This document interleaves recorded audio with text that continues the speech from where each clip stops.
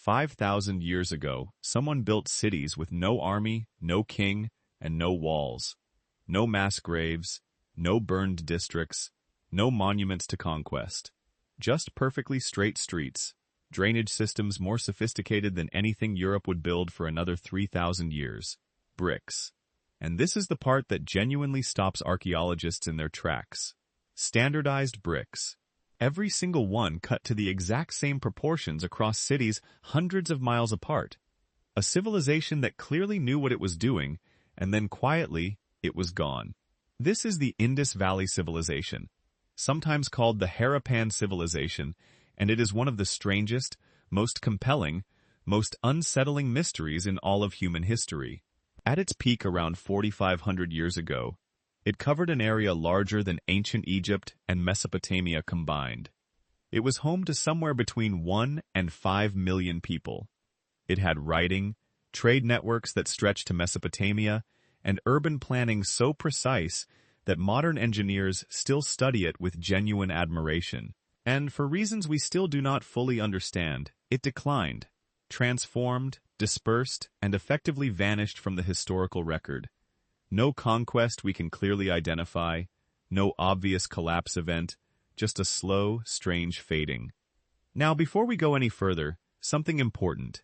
This video is not going to pretend we have all the answers because we don't. Nobody does. The Indus script has never been fully deciphered.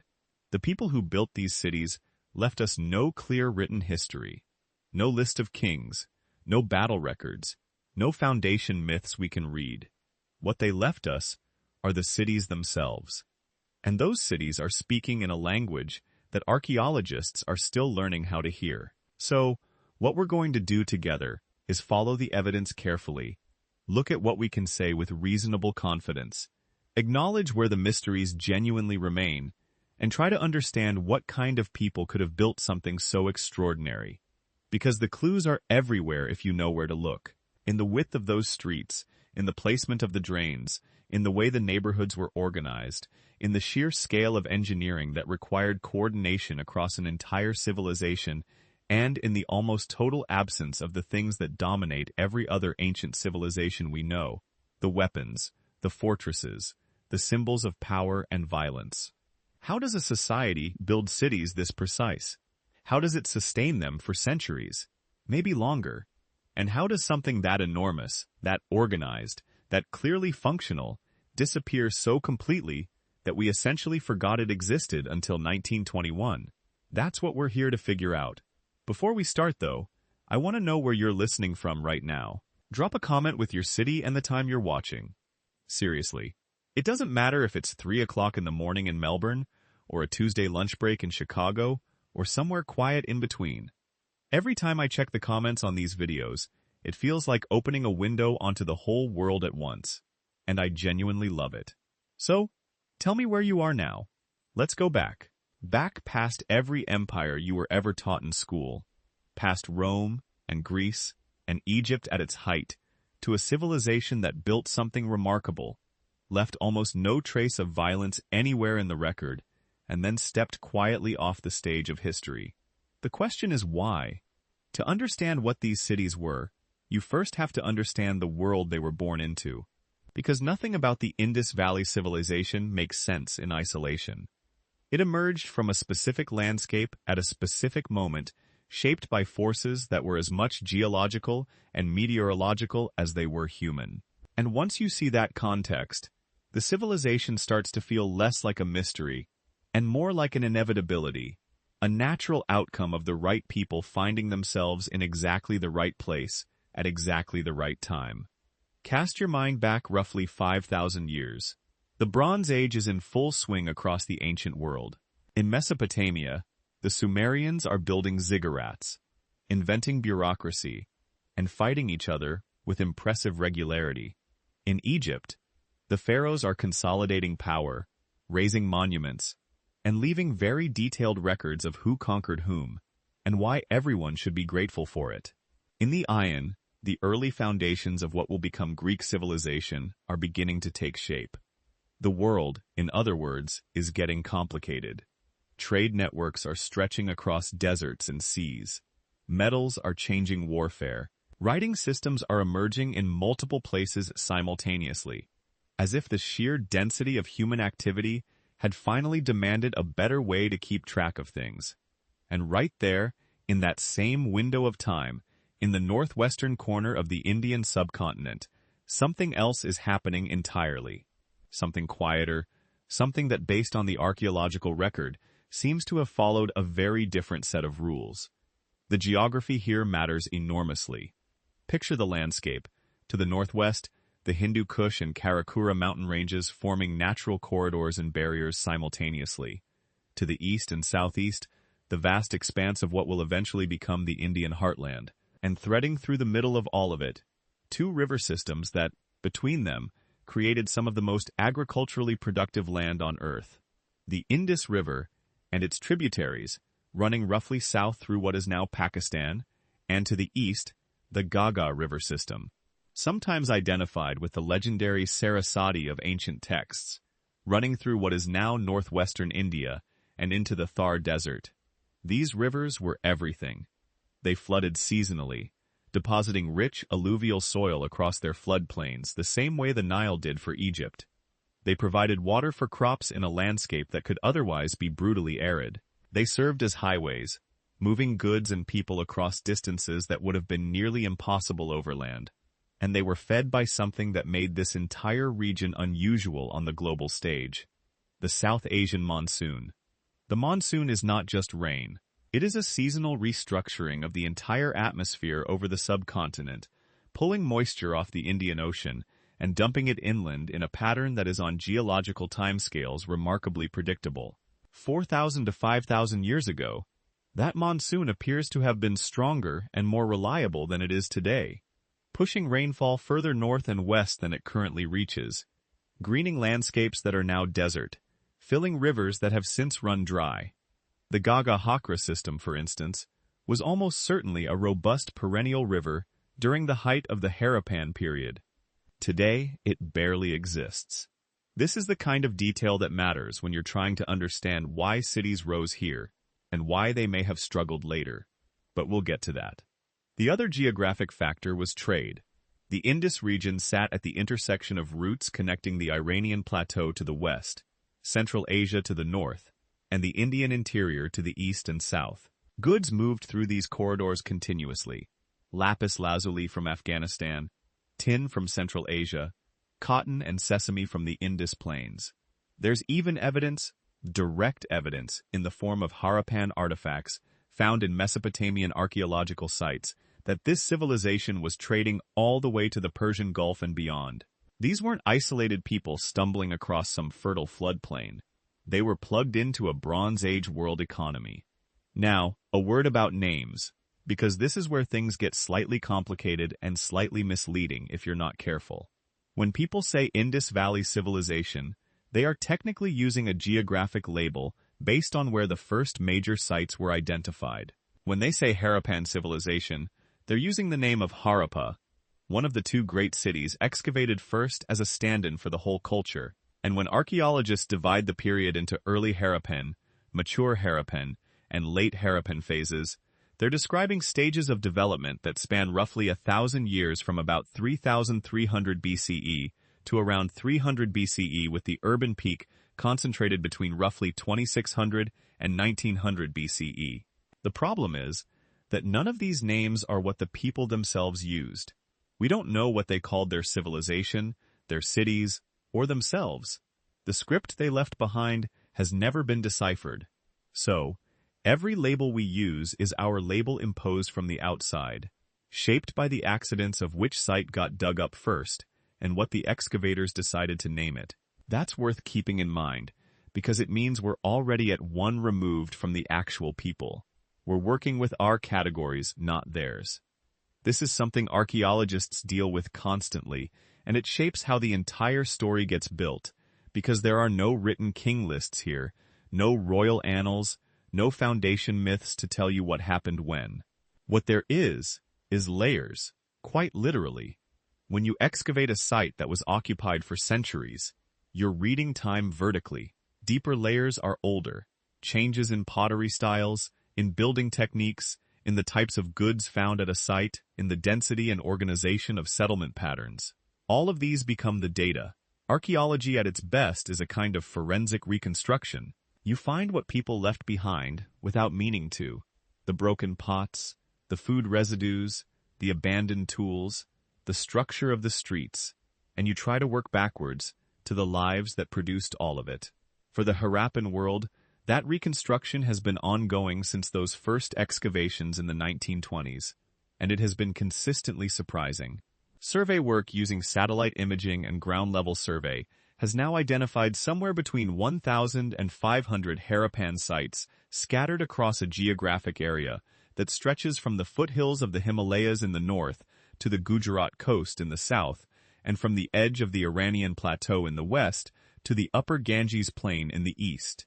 That is not a small regional culture. That is a civilization with a footprint comparable to anything the ancient world produced. And here is where the paradox starts to sharpen. Because when you map all those sites, when you look at the two great urban centers of Mohenjo-daro and Harappa, and the dozens of smaller cities and towns and villages that surrounded them, what you see is a society of extraordinary organizational complexity. Grain storage at industrial scale, standardized weights and measures across the entire network, urban planning so consistent between cities separated by hundreds of miles that it implies either constant communication, centralized authority, or some shared set of cultural norms so deeply embedded that they functioned like law without needing enforcement.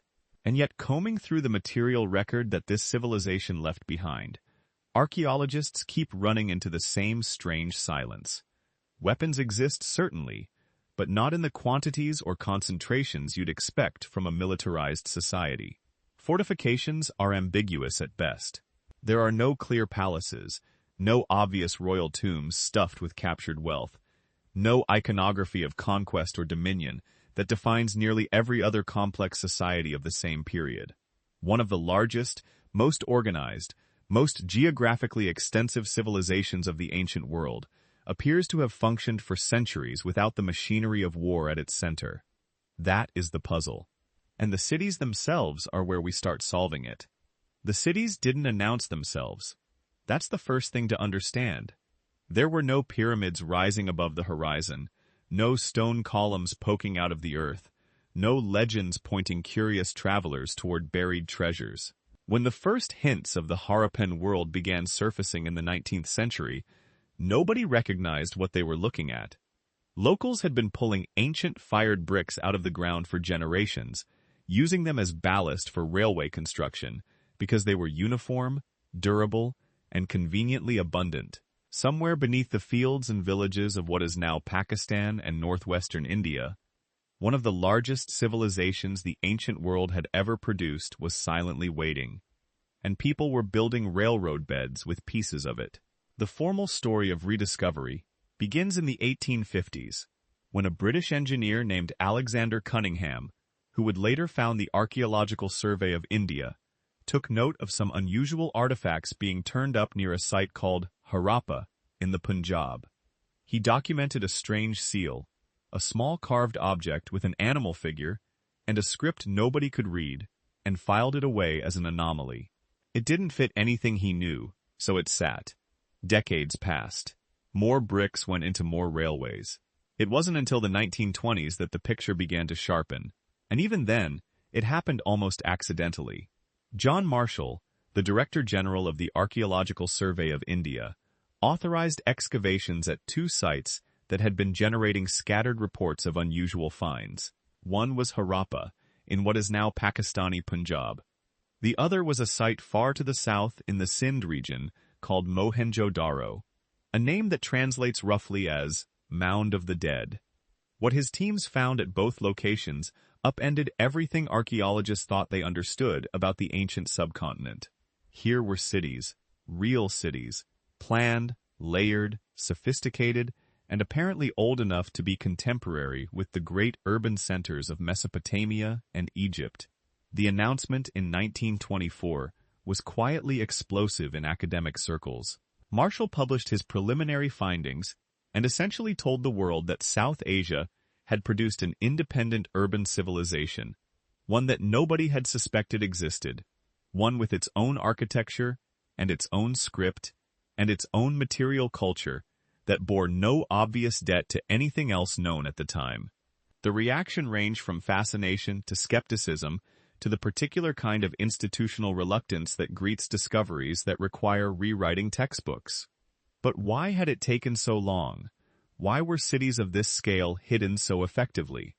The answer involves geography, hydrology, and the particular cruelty of how time treats mud brick. Unlike the stone monuments of Egypt or the fired stone temples of the Ayan, the great structures of the Harappan world were built primarily from kill-fired brick, which is durable enough to survive millennia underground, but which once exposed to the surface begins to look unremarkable fairly quickly. More importantly, the rivers that had been the lifeblood of this civilization had been moving. The Indus and its tributaries shift their courses over centuries, a process called channel migration, and those shifts had buried sites under meters of alluvial silt, cut them off from their original geographic context, and in some cases physically erased them. The Gaga-Hakra system, which once supported what may have been the densest concentration of Harappan settlements, had declined so dramatically that the landscape along its former course looked like nothing but scrubland and dry riverbeds. Modern development has compounded the problem. Settlements have been built directly on top of ancient ones, sometimes for thousands of years continuously, which is both archaeologically frustrating and completely understandable.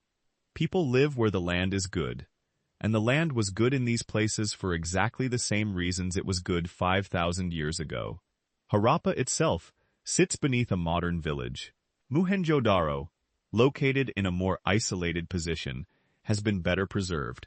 But even there, rising groundwater and salinity from irrigation agriculture have been eating the ruins from below faster than excavators can document them from above. What excavation has revealed at both major sites and at the dozens of smaller urban centers since identified is something that meets every archaeological threshold for calling a place a city. Density matters, and these settlements were dense with populations estimated at Mohenjo-daro alone potentially reaching 30 to 50,000 people at its peak. Though those figures come with significant uncertainty, planning is evident in ways that go beyond accident or incremental growth. Streets follow grid patterns oriented to compass points. Neighborhoods cluster around central areas with large public structures. Craft production zones are identifiable as distinct areas where the debris of specific industries, bead-making, shellwork, metalworking, pottery production concentrates in ways that suggest organized specialization rather than household improvisation. Large storage structures, often called granaries, though the function remains debated, appear at multiple sites, suggesting coordinated management of surplus at a scale that implies institutional organization of some kind. What you do not find, or find only ambiguously, are palaces, temples, in any recognizable form, royal tombs, or the kind of monumental religious architecture that marks nearly every other ancient urban tradition. The cities were built for something. The question of what exactly is where things get complicated, and the complication is made permanent by the script. Thousands of inscriptions have been found, mostly on those small carved seals that first caught Cunningham's attention in the 1850s.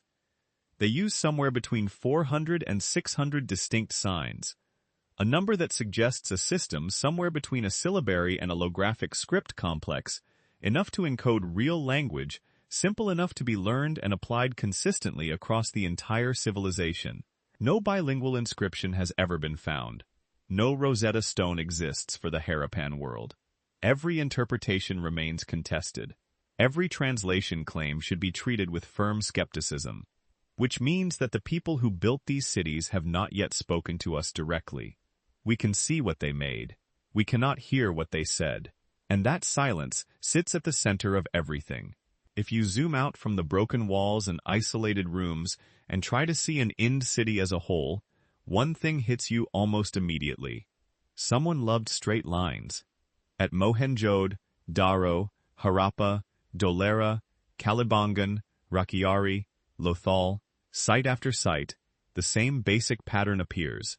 Streets run north, south, and east-west, intersecting at right angles with a regularity that looks almost modern.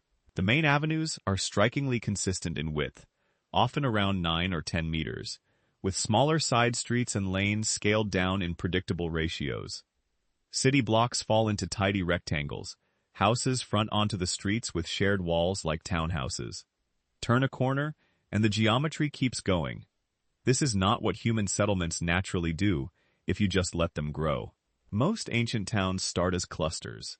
Houses go up around a water source or crossroads. Paths wear into the ground along routes people actually walk. And over generations, those footpaths become lanes, then roads, then awkward, winding streets with odd angles and dead ends. You can read the history of those choices in the layout. It's messy, organic, charming, if you like that sort of thing. But you can see that nobody ever had the power or the inclination to step back and say, all right, let's redraw everything from scratch. The Indus world feels like somebody did. But here's the strange part. We don't see the somebody. There are no obvious royal districts, no walled-off palace complex that screams central command, no monumental inscription of a king boasting that he laid out the streets or rebuilt the city according to divine plan. And yet, block after block, city after city, the same grid logic repeats. You can walk down a street at Harappa, then fly hundreds of kilometers in your imagination to Mahindaro, and the bones of the plan are immediately familiar. This is what archaeologists mean when they talk about urban planning in the Indus context. It's not just that there are straight streets, it's that the straightness is standardized. The bricks make this even clearer. Across a territory stretching roughly 1,000 kilometers from north to south, builders used kill-fired bricks that almost always follow the same proportional rule, length to width to height, in a 4:21 ratio. The actual sizes vary a little, sometimes larger, sometimes smaller, but the proportions hold with an almost obsessive consistency during the mature Harappan period. That might sound like a trivial detail, but start thinking like a builder. If every brick has the same proportions, every wall behaves predictably. Courses line up in regular patterns. Corners meet cleanly. Openings for doors, windows, and drains can be repeated with minimal adjustment. You can train brickmakers once on how to mold and fire the standard form, and their products will fit anywhere in the city. You can move teams of workers between building projects without worrying that the bricks from one kill won't match those from another. This is standardization as an invisible infrastructure. It saves thought, labor, and time. It also implies something about how these societies were organized to hold a brick ratio that's consistent over such a wide area. And for centuries, you need more than personal preference. You need norms, rules, explicit or implicit, that brickmakers and builders feel obligated to follow. Maybe guild traditions, maybe written specifications, maybe teaching lineages where apprentices copy their masters who copied their masters, all using the same measuring cords and molds. Some researchers see this brick uniformity as evidence for a strong central authority, a state that imposed standards across its territory. The way modern governments impose currency systems or road sign fonts. That's one possible reading, but the absence of royal monuments suggests another possibility. Coordination without a visible monarch. Shared standards enforced not by a single emperor's blueprint, but by a civilization-wide agreement on how a proper building should be made. If you walked into an Indus brickyard 5,000 years ago, you probably didn't need a king's edict on the wall to know what size to produce. The size was the culture. The same pattern appears in the overall layout of the cities. There isn't one single master plan that fits every site that's important. But the recurring themes are hard to miss. Many large settlements show a division between a raised, fortified mound and a lower, more extensive area around it. Archaeologists used to call these the citadel and the lower city, borrowing language from Mesopotamia and medieval Europe. But those labels probably smuggle in more hierarchy than the evidence strictly supports. What we can say is that these elevated platforms typically host large public buildings, big halls, baths, massive storage structures, sometimes carefully arranged open spaces. Below, spreading out from the elevated core, are the residential neighborhoods, dense grids of houses, lanes, wells, and drainage channels. In several cities, specific quarters clearly specialized in particular crafts. At Harappa, one sector is dominated by evidence for bead-making, waste from drilling tiny holes in semi-precious stones, failed beads, specialized tools. In another, you get concentrations of metalworking debris or shellwork remains or pottery kills. This is zoning 5,000 years ago. Not zoning in the modern legal sense with printed regulations and planning commissions, but in the sense that different activities cluster in different parts of the city according to widely understood patterns. Live here, fire pots over there, store grain or other surpluses up on that raised platform, put your workshops downwind, keep the main north-south avenue clear enough for traffic, put wells at regular intervals, run drains along the sides of the streets. Other ancient cities had some of this, but rarely at this scale of uniformity. In Mesopotamia, for example, cities like or Uruk show planning episodes. There are straight streets and monumental axes, especially around temples and palaces. But outside those formal cores, the cityscape tangles into irregular lanes and courtyards that grew by accretion. In Egypt, workers' towns like Deir el-Medina, or the settlements around pyramid complexes, are rigidly planned. But those are single-purpose state-created enclaves, company towns to serve royal projects. The Indus pattern is different.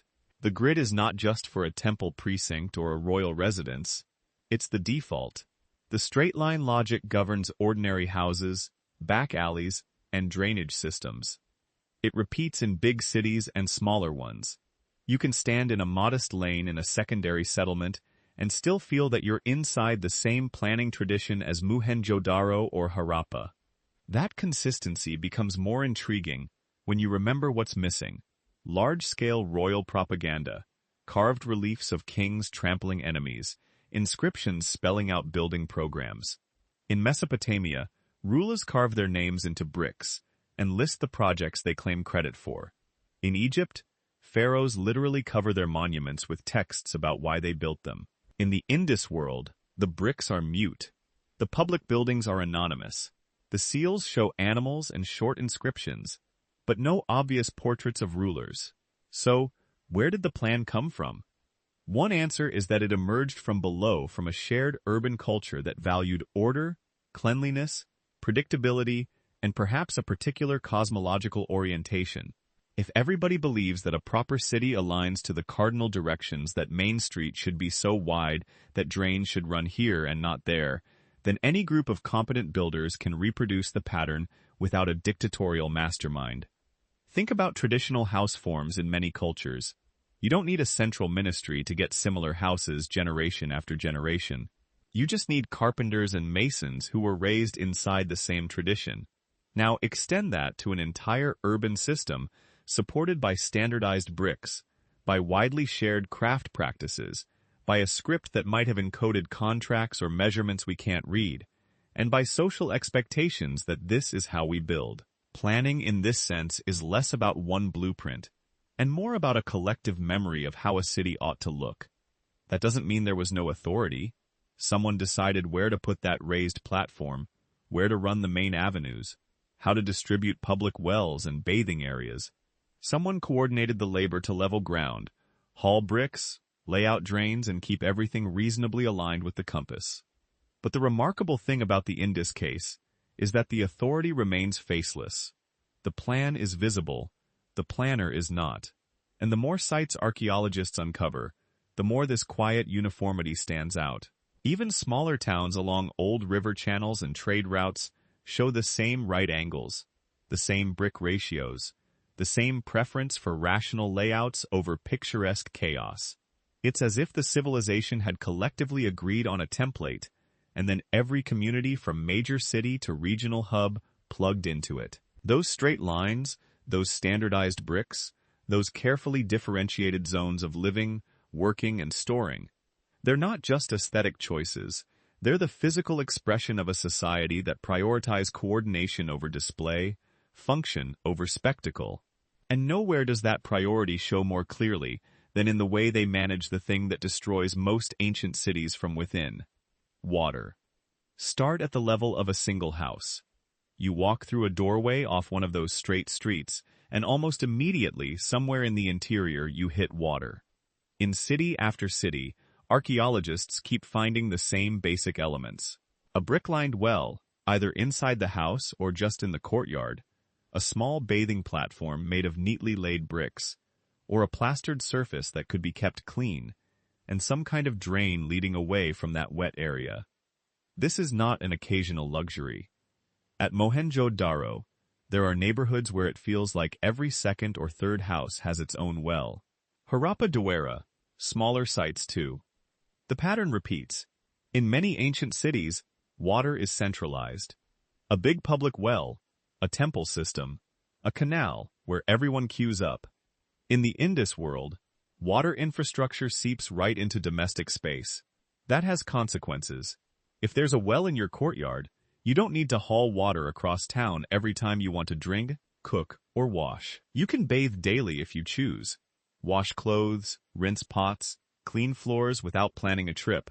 Water shifts from being a scarce, time-consuming errand to something designed into the architecture of ordinary life. And the houses are built around that idea. The bathing platforms are often tucked into corners where splashing won't soak the rest of the room. Low walls or screens sometimes separate washing areas from other parts of the house, suggesting some sense of privacy or modesty. The floors around these spaces are often carefully sealed with plaster, so water doesn't seep down and undermine the foundation. Then there's what happens after the water hits the ground. In a lot of ancient settlements, wastewater just goes wherever. Out the door, into the street, into handy depressions where it stagnates, breeds insects, and turns into a problem for someone else. Inner cities look like they took the opposite approach: water in, water out on purpose. From those household bathing areas, channels run toward the street. Sometimes they're shallow brick-lined gutters on the surface. Very often they connect to covered drains running below the lanes. These aren't vague ditches. They're engineered conduits, often with standardized brick sides and covers laid out with a clear sense of slope, so water actually moves. Follow one of those street drains and you see another layer of thought. At intervals, there are small chambers or openings, what modern engineers would immediately recognize as inspection points. A brick or stone slab could be lifted, sediment scooped out, blockages cleared. In some neighborhoods, drains from several houses feed into a slightly larger street drain, which then feeds into an even larger one along a main avenue, stepping up in size as they gather more flow. It is a hierarchy, not of palaces and slums, but of pipes. Near the ends of these systems, especially at the edges of settlements, archaeologists have found what are usually called soak pits, deep stone or brick-lined pits filled with gravel or porous material. Wastewater flows into them, seeps down, and disperses rather than flooding the surface. In some cases, heavier solids are trapped in settling tanks before the water reaches the soak pit, essentially a primitive version of what modern sanitation engineers try to do. Covered drains, soak pits, maintenance access. This combination is not trivial. It implies people were thinking about multiple timescales at once. You don't add access points unless you expect to be cleaning these drains for years. You don't line soak pits unless you worry about erosion and collapse. You don't coordinate slope across several city blocks unless somebody's checking levels with string, water, or some other measuring trick. And crucially, you don't get this kind of integrated system, house by house, family by family, acting in total isolation. It doesn't require a king issuing decrees, but it does require agreement. Someone has to say, our lane's drain will run this way at this depth, tying into the main line there. Neighbors have to consent to connect, or at least not to block. Brickmakers have to produce the right sizes to make it all fit. Whoever digs the well has to avoid puncturing the waste channels, which means some record, mental or otherwise, of where those channels lies. This is civic organization expressed in clay and brick, instead of statutes and edicts. You can see it even more clearly when you step back to look at the public side of water. On the raised mounds of major cities, A handful of large structures seem to focus on collective water use. The most famous is at Mohenjo-daro, a big rectangular tank brick-lined and boom-and-sealed set within a complex of rooms and platforms. It's tempting to call it the Great Bath and imagine sacred rituals, communal cleansing, maybe religious festivals. Many archaeologists do exactly that. Others caution that we don't really know. Maybe it had administrative or even recreational functions we wouldn't immediately guess. But whatever that specific building was for, it clearly demanded communal effort. Digging a massive tank, importing waterproofing materials, building and maintaining the stairways and surrounding rooms. This isn't a single household's DIY project. It's a civic enterprise. Elsewhere in the cities, smaller public wells dot major intersections and courtyards. Some larger structures, possibly assembly halls or storage facilities, appear to be linked with nearby wells and drainage features. At Doa Vera, elaborate systems of reservoirs and channels capture and store rainfall and seasonal runoff within and around the city's walls. Again, the exact social meanings are debated, ritual, practical, or both. But the technical aspect is consistent: capturing, moving, storing, and disposing of water at scale. It's easy to get dazzled by the engineering and forget what it's doing to human bodies. A city that manages its wastewater, that keeps standing filth out of streets and courtyards, that separates drinking water from contaminated runoff, is a city that changes the disease landscape. We should be careful here. This was not modern germ theory, and parasites and pathogens still had plenty of room to operate. But even without microscopes, people can learn very quickly that foul-smelling standing water is bad news, that clean wells are precious, that certain layouts smell better and make you sick less often. If infant mortality drops even a little because of better drainage, if fewer adults are laid low by chronic gut infections, suddenly more labor is available. Children survive to become workers and parents. Skilled craft specialists spend more days at the kiln or the bead drill and fewer days recovering from whatever was in last month's floodwater. That is how something as mundane as a covered drain ends up tied to urban stability. Consider maintenance. These drains don't clean themselves. Somebody has to lift those slabs, haul out the sludge, repair collapsed segments, monitor wells that begin to taste off. That implies workers assigned to the task, either as a formal role, something like a sanitation crew, or as a rotating duty among households, neighborhoods, or occupational groups. It also implies information flow. When a drain backs up halfway down a street, people have to agree on who is responsible, whose section is blocked, whether the whole line needs regrading.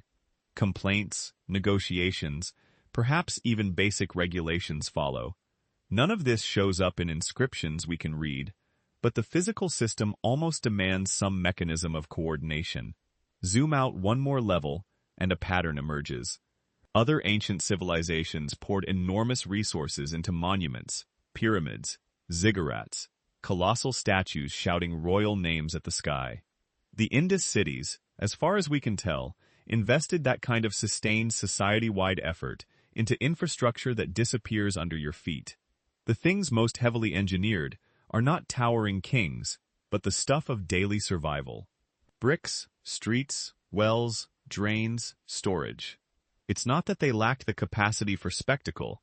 Raising a whole quarter of a city on an artificial platform, carving huge reservoirs out of hard ground, standardizing bricks across 1,000 kilometers. These are monumental feats in their own right. They just point in a different direction. They suggest a set of priorities where the critical problems are not how do we immortalize the ruler, but how do we keep tens of thousands of people living close together without poisoning themselves? And how do we make the daily chores of washing, cooking, and cleaning as frictionless as possible? Even the anonymity of the system fits that pattern. No king's name stamped on the drain covers. No victory inscription on the side of a reservoir. The water flows, the waste disappears, the city keeps going. The infrastructure does its job so well that it becomes invisible until it breaks, or until thousands of years later we peel back the bricks and realize what was quietly holding everything together. When you add it all up, the household wells, the bathing platforms, the covered street drains with their inspection points, the soak pits at the fringes, the big collective tanks and reservoirs. You see a civilization that treated engineering not as a way to glorify individuals, but as a way to structure everyday life. The straight streets make that order visible on the surface. The water and drains make it livable underneath. And once you start reading the cities this way, you can turn from pipes and wells to the spaces built around them. The houses, the shared courtyards, the quiet signals that tell you who these people thought they were and how they chose to live together. Step back from the drains and look at what they're serving. In many ancient cities, houses turn their best faces to the street. Porches, columned facades, doorways made to impress passers-by. Indus houses do almost the opposite. Streets give you walls and doorways. The real life of the house is turned inward. The typical home is wrapped around a courtyard. Not every house is a perfect rectangle, and not every site preserves the same details. But over and over a pattern shows up.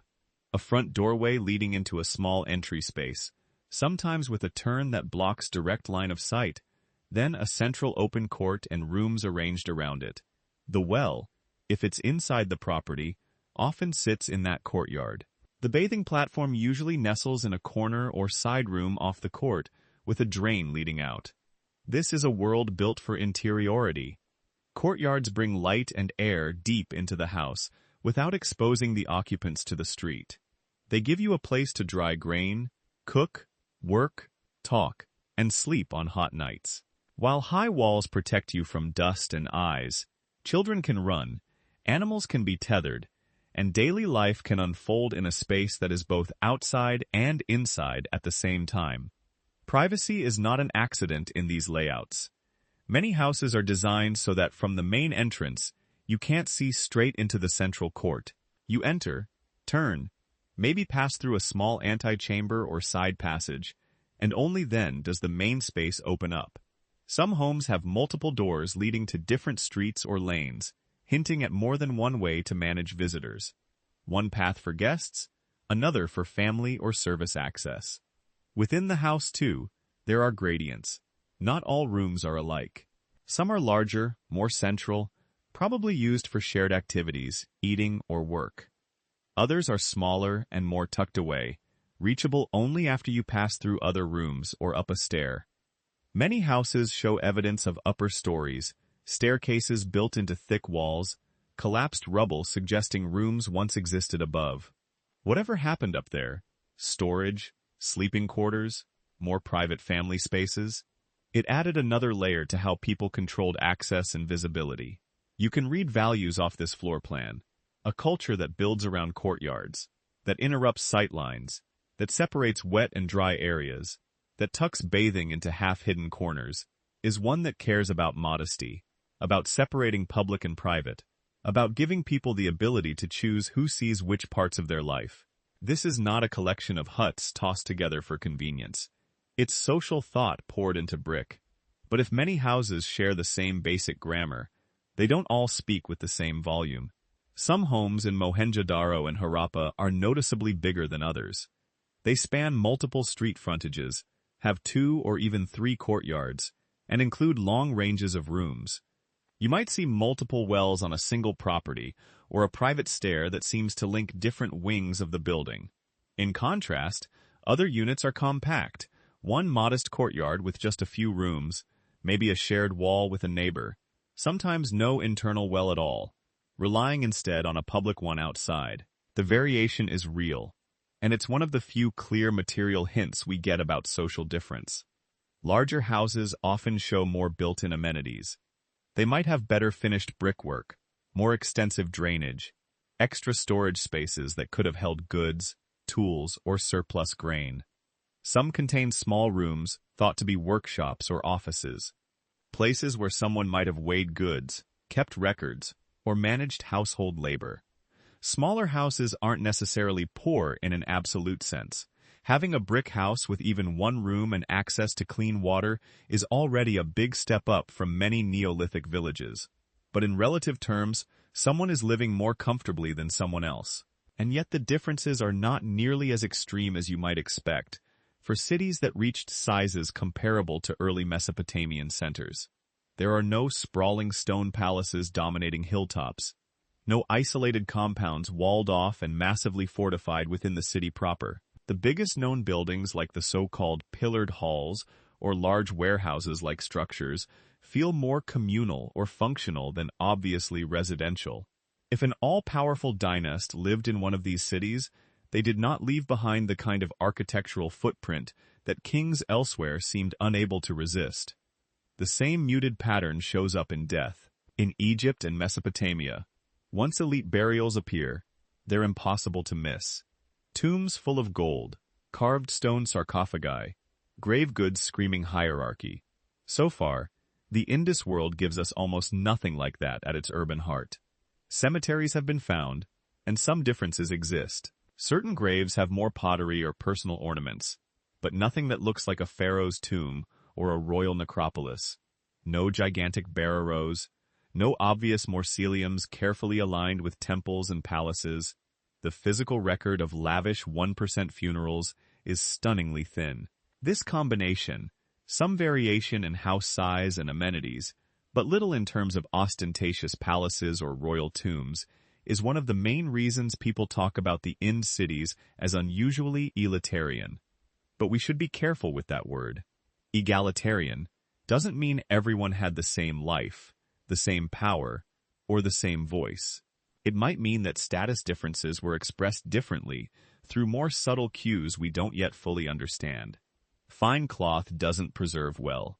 A merchant's ledger scratched on perishable material might vanish.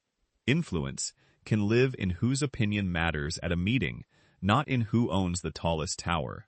What we can see is that if there was a tiny hereditary ruling class flaunting its wealth in stone and gold, it left far less evidence than its contemporaries. So, how did these cities run? One idea is governance by councils, clan elders, neighborhood representatives, or heads of powerful families meeting in some of those big halls to decide on shared issues. Maintenance of drains, allocation of water, responses to floods or shortages. The uniformity of bricks and street grids from city to city suggest standardized norms, even something close to regulations. But they don't have to originate from a single monarch. They could arise from negotiated agreements between groups that shared language, religion, and trade interests. Another route points to merchants. The Indus world moved goods on an impressive scale: beads, metals, shell, stone, perhaps textiles, all flowing between cities and out to Mesopotamia and beyond. Merchant families or guild-like organizations may have held significant power, not by sitting on thrones, but by controlling credit, storage, and distribution. In such a system, a big house might not be a palace for a divine king, but the town base of a trading dynasty or consortium. Civic administrators are the third piece of the puzzle. You don't lay out a perfectly regular street grid, zone neighborhoods, and coordinate drains and wells without people whose job is essentially city planning.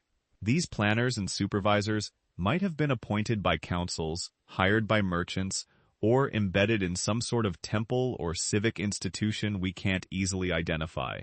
They may have operated as a professional class: surveyors, scribes, overseers, and record keepers, whose authority was practical rather than charismatic. All of these models, councils, merchant influence, civic administration, can coexist. Picture a city where influential merchant households fund building projects, councils representing different quarters or lineages approve them, and a cadre of specialists handles the technical side. That kind of shared power leaves a different archaeological signature than top-down royal command. It looks like consistent standards without single-point monuments. It looks like careful order without an obvious face. But again, absence is not proof. The fact that we haven't found a king's palace or a royal tomb, it doesn't prove they never existed. Parts of cities remain unexcavated. Floods and later occupation can erase fragile structures. Elite complexes built mostly of mud brick can vanish almost completely after 4,000 years. It's also possible that hierarchy expressed itself through perishable things: textiles dyed with expensive colors, wooden furniture inlaid with metal and shell, food luxury, servants and slaves whose lives don't leave clear marks in the ground. The archaeological record is biased toward brick, stone, and bone. A society can be sharply stratified and still hide much of that stratification from us simply because it invested its status symbols in things that rot. What we can say with some confidence is that these cities radiate a particular message. They're not shouting about conquering kings or warrior elites. They're whispering about neighborhoods, courtyards, and shared standards. About people who coordinated enough to align house walls along common grids, to agree on door thresholds and street widths, to mesh private wells with public drains. The social signals here are not banners and statues. They're the quieter messages embedded in how space is carved up. A house that turns inward, that layers thresholds and courtyards, says family life matters, privacy matters, continuity matters. A street lined with similar doorways, serviced by the same drains, suggests neighbors whose daily rhythms are intertwined. A city where the biggest built statements are reservoirs and platforms, instead of pyramids, hints at priorities tilted toward collective function. Whether or not everyone truly shared in that system equally is a question we may never fully resolve. But we can see the framework they built to live within. And within that framework, some people became more specialized than others. If you walk those streets, not as a planner, but as a customer, another pattern starts to stand out. The shops, the workshops, the clusters of tools and waste that show where craftspeople lived and worked, turning clay, stone, and metal into the goods that tied this whole quiet, complex society together. Follow that customer's path a little farther, and the city starts to sound different. The hum of conversation at a well gives way to the sharper clink of stone on stone, the scratch of tools on shell, the low beat of someone tamping clay. You've stepped into the work belts of the city, the workshops. They aren't factories in our sense. There's no smokestack district or fenced industrial park. Instead, clusters of activity bloom along certain streets and courtyards, repeated across multiple cities, with almost eerie consistency. Archaeologists recognize them not by signs over doorways, but by the quiet wreckage of repeated work. Start with one of the Indus civilization's most iconic products, beads. In places like Chanhudaro and Lothal, entire blocks seem devoted to turning raw stone into tiny cylinders and spheres that would end up on necks and wrists across an enormous region. The ground is littered with debate, the flakes and chips that fall away when you drill and shape carnelian or agate. Drill bits of a distinctive standardized style show up in piles, some worn to nubs from hours of use. You see half-finished beads, mistrilled pieces, fragments that snapped just before they were done. This is how archaeologists know they're looking at production, not just use. A few beads in a house might be personal ornaments. Hundreds of rejects coupled with tool sets and firing installations tell a different story. Dedicated craft areas, people spending most of their waking hours turning raw stone into commodities. The same pattern appears in shell work. Far from the sea in inland cities, you find drifts of shell offcuts and blanks. The shells themselves often come from specific marine species traced back to the Arabian Sea. In the workshops, they've been cut into bangles, inlays, and decorative objects. You can follow the process in the ground. Whole shells, then rough disc-like pieces, then more refined rings and carved shapes, then the broken or rejected ones that never made it onto a wrist. Ivory tells a similar story, though in smaller volumes. Slender strips, carved pieces, and tiny offcuts show that tusks were being shaped into combs, pins, and perhaps inlays for furniture or boxes. Again, the distribution matters. Certain houses harbor concentrations of ivory waste and specialized tools, suggesting that those addresses belong to people whose family identity might have been the ivory workers generation after generation. Then there's clay. Almost every settlement in the world with pottery leaves behind broken shoes. But the cities show more than just domestic use. Some areas yield thick layers of misfired pots, wasters with warped rims or collapsed bodies, stacked near kilns, whose walls still bear the orange-black scars of repeated firing. These aren't casual hearths. They are purpose-built structures with controlled airflows, sometimes set just outside dense residential zones, as if people agreed that roasting clay at high temperatures was better done at a bit of a distance.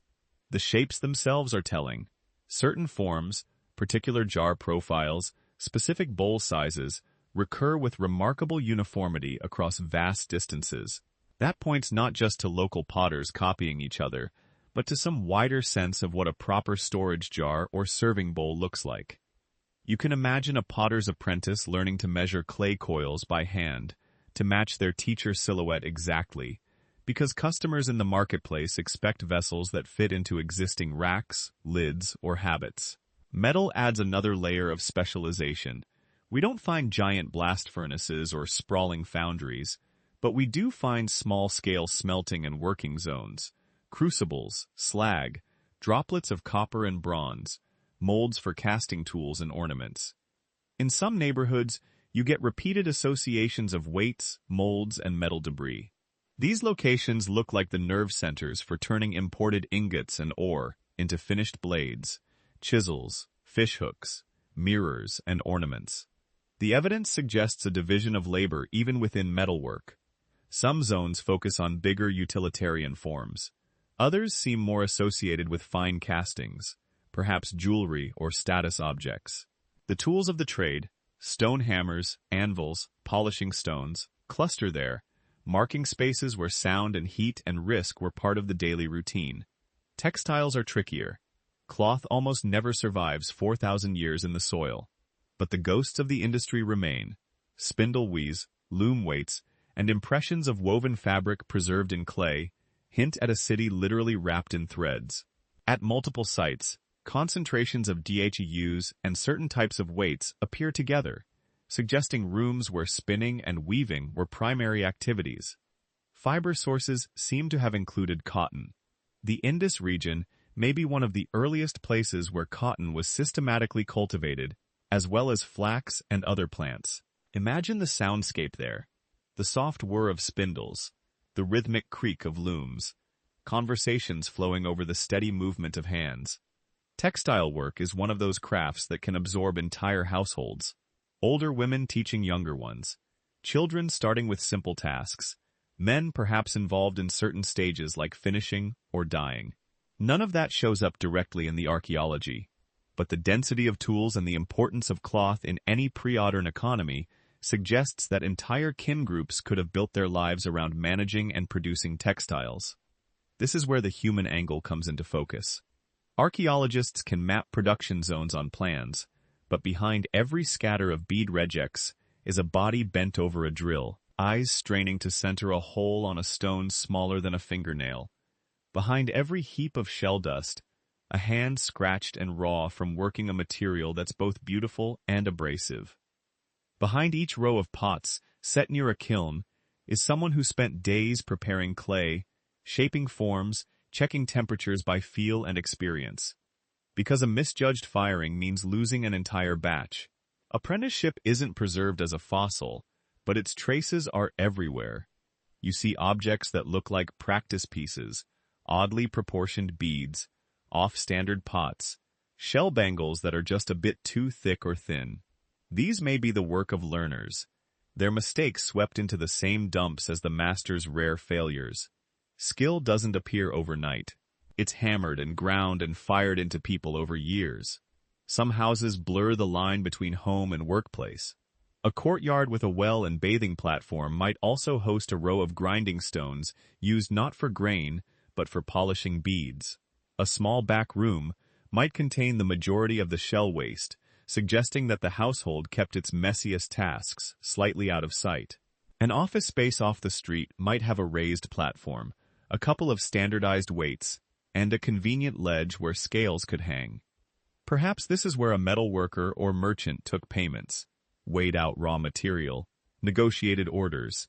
Standard weights are one of the most intriguing parts of this puzzle. Across many indites, small stone weights appear in regular geometric shapes, often cubical or barrel-shaped, following a consistent progression of sizes. When measured, these weights fall into a repeating series, a kind of shared metrology. The same basic system turns up in cities separated by hundreds of kilometers. This matters. You don't need standardized weights. If everyone is bartering one chicken for 2 pots in small face-to-face exchanges, you need them when people are trading quantities of grain, bundles of cloth, or ingots of metal, often with partners who are not close kin, and may not see each other again for months. A bead maker selling strings to a merchant wants to be paid fairly for the material and labor. The merchant wants to know that a weight called X in one city is the same X in another. The presence of these weights right inside workshop houses suggests that craftspeople weren't just producers. They were active participants in regulated exchange systems. They weighed their raw inputs, measured out their outputs, and operated within norms that stretched across the whole civilization. Those norms tied directly into trade networks and urban demand. Bead makers don't just wake up one day and decide to mass produce without a market. Shell workshops, far from the coast, only exist if someone is bringing in shells regularly and someone else is eager to wear or resell the finished bangles. Textile tool clusters make sense in cities whose residents from small house to big want and expect cloth of certain qualities. Urban density magnifies this effect. When tens of thousands of people live within a few square kilometers, everyday needs multiply. Pots for storing and cooking, tools for building and farming, ornaments to signal identity, status and taste, ritual objects for household shrines or community events. A city is a machine that runs on specialized labor, and the Indies are no exception. What's striking is how integrated that specialization seems to be. Workshops sit inside the living fabric of the city, not cordoned off as polluting zones.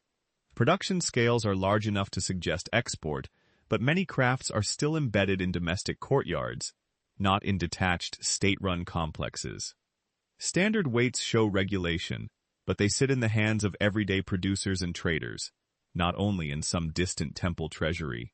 Put the pieces together, and a picture emerges of makers who are neither anonymous cogs nor exalted geniuses. They are families and lineages whose names we don't know, but whose skills kept the whole system going. The bead cutter whose work ends up in a necklace buried in Mesopotamia. The potter whose jars line a warehouse by the dock at Lothal. The weaver whose cloth never fossilizes, but whose spindle world still sits where it fell when the house collapsed. Their world is one of repetition and rhythm, shaping, drilling, firing, weighing, tied by invisible threads to caravans crossing deserts and boats hugging coastlines. To understand the power of industry, you have to start here, in these noisy, dusty, disciplined spaces where value is literally made by hand. Step out of the workshop district and follow those hands' creations along their next journey. From these courtyards and kilns, goods flow outward through city gates, along riverbanks, across salt flats and sea channels, into a trade web so wide that Indus seals and beads show up in lands whose languages we barely know. Follow one of those bead strings, one pot, one bundle of cloth as it leaves the workshop. It doesn't just vanish into some vague market. It enters a system of movement that is every bit as engineered as drains and streets, but spread across hundreds, sometimes thousands of kilometers. Start with the rivers. The Indus itself is a continental conveyor belt. Seasonal pulses of water swell it. Floodplains spread out, then retreat, leaving behind rich silt and navigable channels. We don't have surviving boats from this period, but we don't really need them to know they existed. Lightweight craft, dugout canoes, reed boats, planked vessels stitched together are almost inevitable when you live beside a broad, slow-moving river lined with cities. In the archaeological record, the clues are indirect but consistent. You see city after city oriented toward water. Warlike structures, broad brick platforms at the river's edge, align with what would have been ancient channels. In some places, rows of large storage jars and brick-lined pits cluster near these edges, as if goods were being accumulated in one spot, ready to be loaded or unloaded. Imagine standing at the waterfront of a city like Mohenjo-Daro, when the river is in full flow. Boats bob against moorings. Laborers carry basket after basket from the decks to warehouses, or from warehouse doors down to waiting hulls. Standardized weights come out again here. Not inside a courtyard workshop, but in the hands of porters, scribes, and merchants, making sure what was promised is what is actually being shipped. The river doesn't end the story, it begins it. Because from the river, goods radiate inland. Follow the Indus upstream, and you reach zones rich in stone for tools, for beads, for monumental building. Turn along its tributaries, and you touch farming communities, pastoralists, small towns that feed and supply the cities. From those smaller places, footpaths and cart tracks push out into the drier fringes, into what are now deserts and scrub. But in the 3rd millennium BCE, could support seasonal movement, grazing, and trade. Archaeologists recover this inland web in fragments, a cluster of pottery sheaths in a seemingly empty landscape that match the standardized forms of big cities. A small site with a few rooms, a well, and a surprising number of seals or weights acting like a relay station. Copper from distant, or sources turning up in places with no local metal. Stones used for beads or tools that can be geologically traced back to quarries hundreds of kilometers away. Taken alone, any one of these might be a curiosity. Together, they map corridors. Picture caravans crossing semi-arid plains, not as romantic lone camels on the horizon, but as practical logistics. Ox carts piled with jars, donkeys loaded with sacks of grain or cotton thread, guards and guides who know where seasonal water holes are, and which tracks stay passable after the last rains. To the west, across what are now the deserts of Pakistan and eastern Iran, this inland network links up with somebody else's world. Because while India's craftspeople are drilling beads and casting bronze, city builders are rising in Mesopotamia, Sumerian, and later Akkadian polities, whose own texts talk about a distant trading land called Meluha. The exact identification is debated, but many scholars think Meluha is the Indus region. The archaeological evidence nudges heavily in that direction. Indus-style seals, distinctive square or rectangular objects carved with a short line of indings above an animal figure, have turned up in Mesopotamian cities like Lagash and Susa. They sit in layers dated to the same broad period as the mature Indies. Some bear motifs unmistakably Indus in style: humped bulls, unicorn-like creatures, the familiar grid of carefully carved script signs. Then there are the goods themselves. In Mesopotamian sites you find carnelian beads cut and drilled in the same style as those mass-produced in Indus workshops. You see shell objects whose raw material must have come from the Arabian Sea, yet whose final form follows Indus conventions. Cylinder seals and art from the Persian Gulf sometimes depict boats with particular profiles, cargoes, and crew that suggest knowledge of or direct contact with people from the East. The trade isn't one way. In Indies, you find materials that don't belong to local geology. Certain kinds of copper and tin that likely traveled from highland Iran or even further afield. Lapis lazuli, the deep blue stone beloved in Mesopotamian and later Egyptian art, appears in Indus contexts, and its most famous sources lie in what is now Afghanistan. Silver, rare but present, probably followed similar lines. There are also motifs that seem to travel. Designs on seals, patterns on pottery, emblematic animals. They don't match perfectly, but you can see family resemblances. Echoes. A Mesopotamian cylinder seal shows a figure handling an animal similar to the Indus unicorn. A motif of a boat with high prow and stern appears both on Gulf seals and in Indus-adjacent material. It's not that one side is copying the other, line for line. It's more that long-distance contact allows ideas to diffuse, to be reinterpreted, and folded into local styles. The hinge between these two worlds is the sea. Here the evidence grows particularly vivid along the coasts of what are now Pakistan and western India. A string of interland settlements appear. Places like Lothal, Dolivara's coastal contemporaries, and sites along the Makran coast.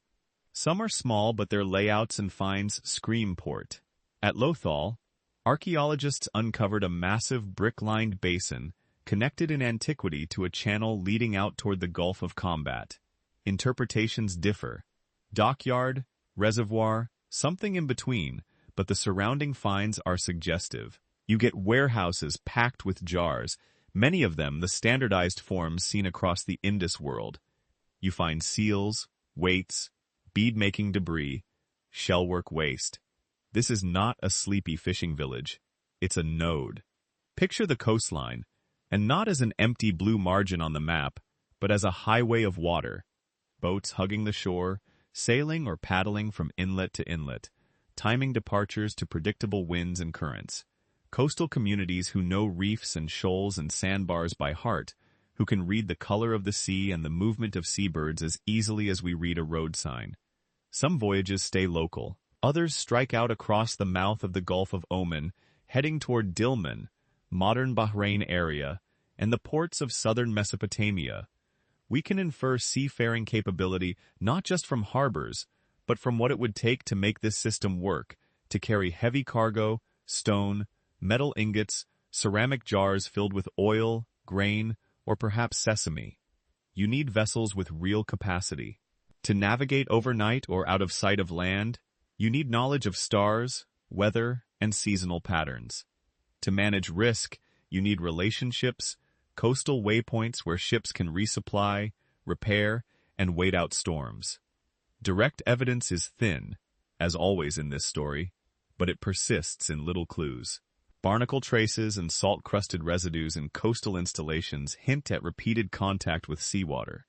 Distribution of specific jar types along Gulf sites lines up with what you'd expect from imported Indies containers. Some Mesopotamian texts mention Maluan ships arriving with timber, gemstones, metals, and exotic animals. At least one inscription refers to a Maluan interpreter, which only makes sense if people from that far-off land are present often enough to need translators. Tie all of this back to the cities, and you see why this trade web matters so much. Urban life on the scale of Harappa and Mohenjo-Daro isn't sustained by local fields alone. Cities like that are hungry. They devour stone for building and tools, metals for tools and ornaments, fuel for kills, fine goods for elites, and bulk goods for everyone else. Long-distance trade acts like a pressure valve. It lets cities specialize, exporting what they're good at. Textiles, beads, crafted shell, perhaps grain when harvested are good, in exchange for things their hinterlands can't provide. Trade networks also spread risk. If one region has a poor harvest, others might still produce enough. If a local source of copper is exhausted or politically disrupted, distant supplies can fill the gap. For centuries, this kind of interconnectedness can stabilize a system, cushioning local shocks by allowing cities to draw on wider horizons. But there's a catch. The more deeply cities plug into long-distance trade, the more they depend on the continued health of that network. Caravans don't cross deserts if wells dry up. Coastal shipping routes falter if sea levels shift, storms intensify, or key ports become unusable. River transport becomes unpredictable when channels silt up, flood regimes change, or water becomes too shallow for loaded boats. In a world where climate is not a slow backdrop, but an active shifting force, those neat lines we draw on maps, river routes, caravan tracks, sea lanes, are fragile. Dry up a river arm here, push a coastline back there, scramble one key pass over a mountain range, and what was once a smooth flow of goods becomes a series of bottlenecks and dead ends. A city that has built its crafts, its diet, maybe even its social prestige on things brought from afar, suddenly finds that afar has become unreachable, or at least much harder to reach. For the inner cities, that vulnerability is going to matter, because the very same network that fed their workshops, stocked their warehouses, and linked them to distant lands will, under the pressure of shifting monsoons and wandering rivers, start to fray. And when that happens, the problem isn't just about losing pretty beads and exotic stones. It's about what happens to a whole urban system when the arteries that keep it supplied begin to close. Before we get there, though, we have to look at how these traders and officials tried to keep track of all this movement in the first place. They left behind thousands of tiny objects, seals impressed with animals and signs that look suspiciously like tags, labels, or signatures. They hint at accounting, identity, and maybe even a writing system that has never yet spoken to us. To understand how a civilization can be so plugged into the wider world and yet so silent in its own voice, we need to turn to those seals, those symbols, and that stubbornly undeciphered script. Pick up one of those tiny square seals. It fits in your palm, maybe 3 or 4 centimeters on a side. It's carved from stearite, a soft stone that turns hard and creamy white when fired. On one face, a line of symbols marches across the top. Below them, an animal stands in crisp, confident profile. This little object is one of the most common things the Indus civilization left behind, and also one of the most mysterious. There are thousands of them. Some show humpbacked bulls with sweeping horns. Others show elephants, tigers, rhinoceroses, goats. Some have composite creatures, a so-called unicorn with a single long horn and a strange collar or manger in front of it. A few show humans or human-like figures, sometimes seated cross-legged in poses that later scholars can't resist comparing to yoga or meditation. Above almost every animal in a neat band are signs, curved hooks, fish-like shapes, trident, grids, circles with attached lines, short stacks of marks that repeat from seal to seal. They're cut with such precision that even under magnification they look intentional, standardized, almost like they were following a style guide. When you press the seal into wet clay, you get a mirror image, animal symbols, a tiny framed picture of identity. So, what were they? The safest answer is multi-purpose tools for marking people, goods, and perhaps even ideas. In Mesopotamia, seals function as signatures and security devices. You roll or stamp them over a lump of clay that seals a jar, a door, a bundle of documents. If someone tampers with it, the impression breaks. The image also tells you whose seal it is, and by extension who authorized whatever lies inside. The Indusi sit in a similar functional niche. We find them in houses, workshops, near storage areas, in what look like administrative quarters. We find sealings, lumps of clay with seal impressions, stuck to jar lids and baskets, or at least in the debris of what used to be those things. We find worn seals that have clearly been used over and over, their edges smoothed by fingers and pressing. It's not hard to imagine the scene. An official or merchant dips a little cube of stone into clay, presses, inspects the impression, hands the sealed jar to a porter. The animal might be an emblem, family office, guild. The line of signs might be a name, a title, a formula, like from the warehouse of, or standard weight of. But then you hit the limit of imagination, because we can't read those signs. The encrypt is one of the great undeciphered writing systems of the ancient world. Unlike Egyptian hieroglyphs, we don't have a Rosetta Stone with side-by-side translations. Unlike cuneiform, we don't have tens of thousands of long texts that show gradual changes and make patterns obvious. What we have instead is frustratingly minimal. Most Indus inscriptions are short, very short. 4, 5, 6 signs is typical. 10 is long. The absolute outliers might hit 20 or so, but they're rare. The majority of texts fit comfortably on seals, sealings, tiny tablets, tools, potch, jewelry. That brevity is a big part of why the script has resisted decipherment. When linguists and epigraphers try to break a script, they lean on a few key things: long texts that show repeated patterns, bilingual inscriptions with a known language, clear sign boundaries, and a sense of what the underlying language might be. With enough data, you can spot formulas, grammatical endings, proper names, loanwords. In the Indus case, almost every one of those is missing. There is no secure bilingual, no longer texts carved on temple walls, no royal proclamations with repetitive boilerplate to analyze. The signs sit in tight little clusters, changing order, repeating in ways that hint at structure, but don't shout it. We also don't know for sure what language lies beneath, or even if the script encodes a full spoken language at all. Over the past century, people have proposed almost everything. Maybe the underlying language is an early form of Dravidian related to Tamil, or other languages still spoken in southern India. Maybe it's related to some now extinct branch of Indo-Aryan, or to a linguistic family we no longer recognize because it vanished along with the cities.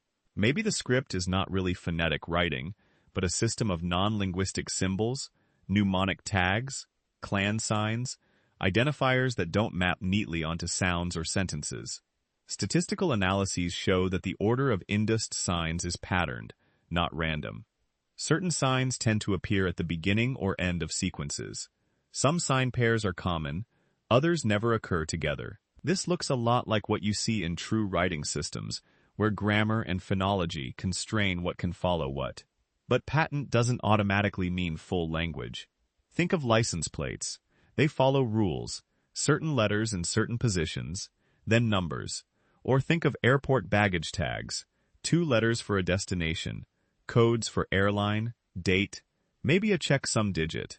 Highly structured, definitely meaningful, but not something you can use to write poetry.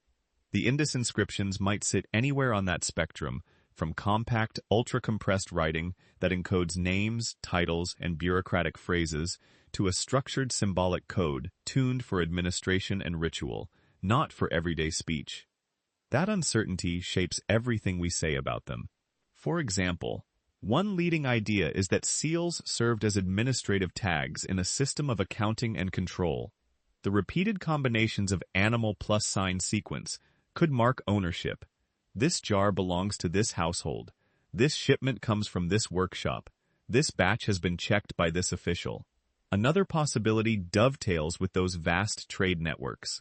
If you're moving goods across hundreds of kilometers, through way stations, and across political boundaries, tags that identify origin, quality, or destination are extremely useful.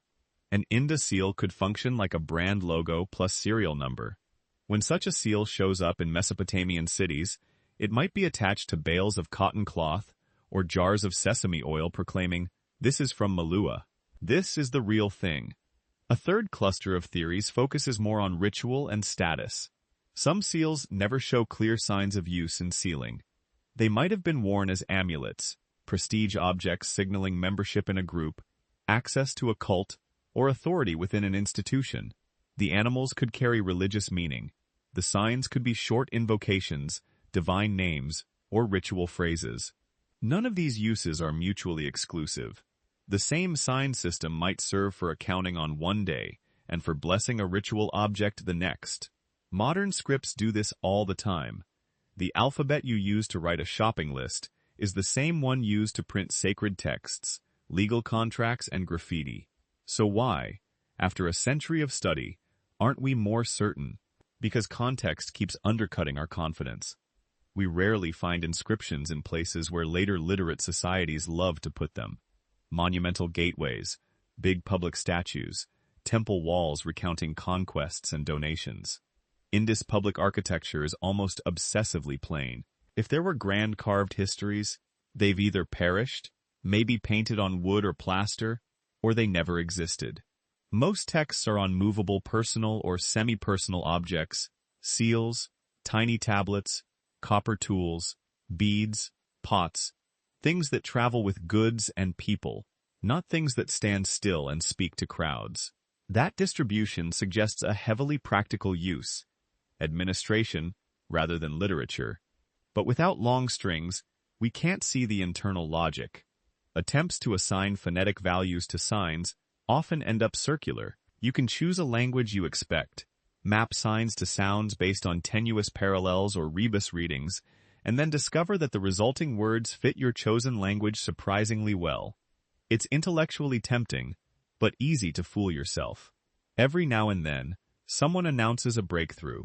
The Indus script has been revealed as Proto-Dravidian, or as encoding some specific set of rituals, or as something else entirely.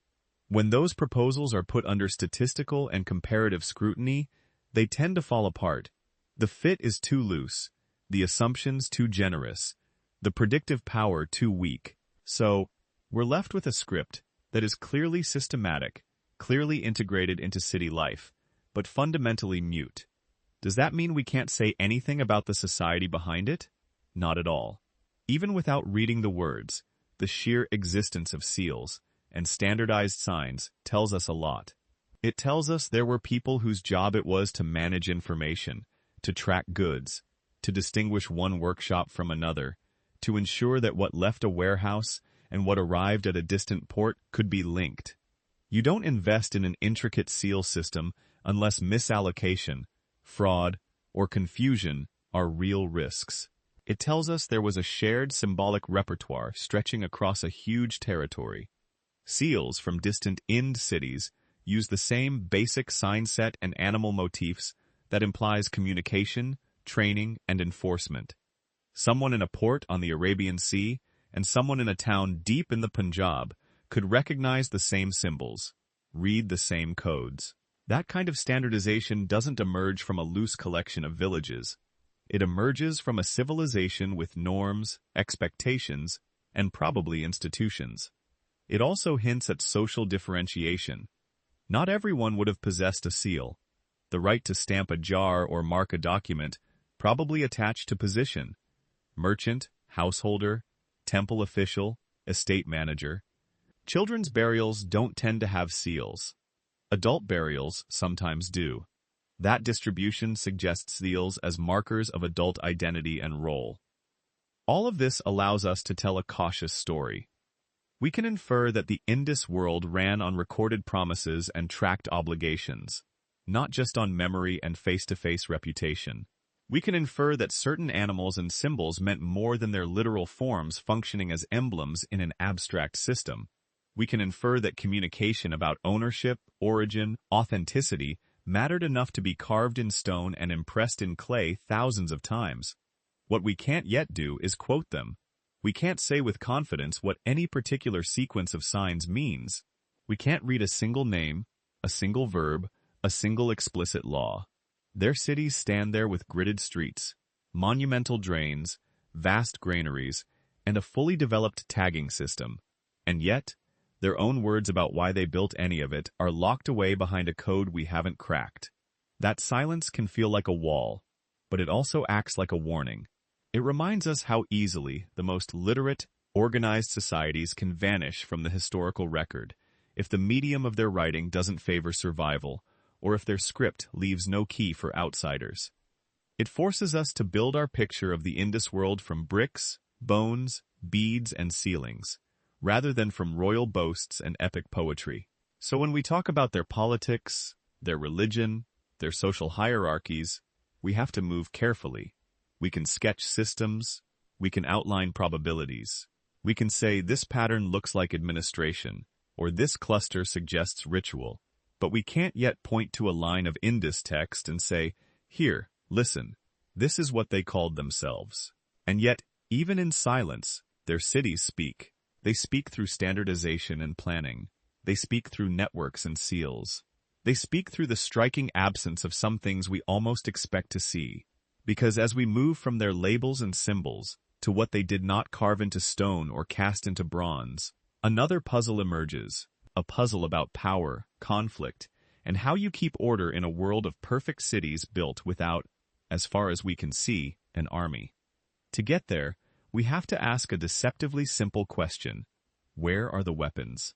If you walk through the archaeological reports for the individualization with a certain expectation in mind, you start to feel an odd kind of vertigo.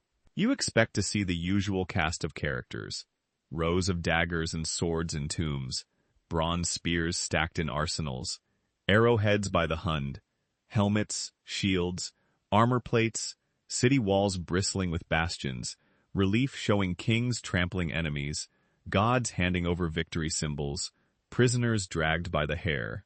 Instead, in the Indus world, you mostly don't. That doesn't mean there are no sharp objects. There are. Archaeologists have cataloged copper and bronze spearheads, blades, arrowheads, points that absolutely could pierce flesh as easily as they pierce animal hide. There are sling stones. There are rocks, shaped and weighted in ways that invite the word projectile. There are long, sturdy wooden shafts that, if tipped and thrown, would become quite dangerous. But the pattern is not what you see in some of their contemporaries. In Mesopotamia, by the mid-3rd millennium BCE, you find carved stone steel where a ruler marches in layered ranks of soldiers, all carrying standardized spears, axes, and shields. You can see uniforms. You can almost hear the shouted commands. In Egypt, you get painted battle scenes stretching across tomb walls, chariots, archers, bound captives, rows of shields, piles of severed hands. The message is unmistakable. This state knows how to project violence. It wants you to see that, to remember it.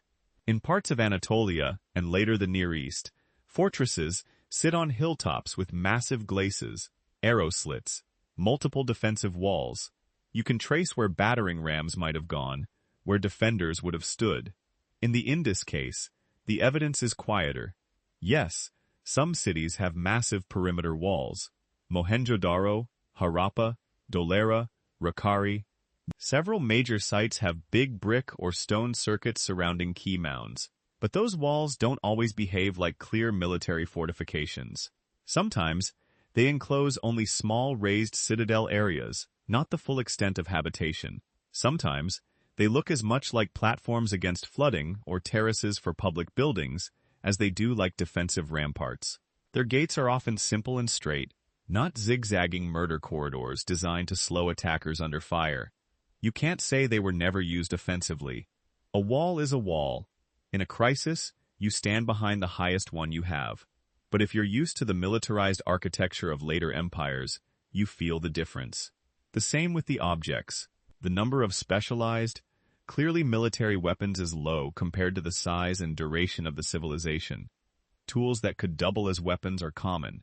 Axes, knives, chisels, blades that would work just as well for wood, meat, and quarrel-om neighbors. But purpose-built killing machines mass-produced and stockpiled are rare in the archaeological record.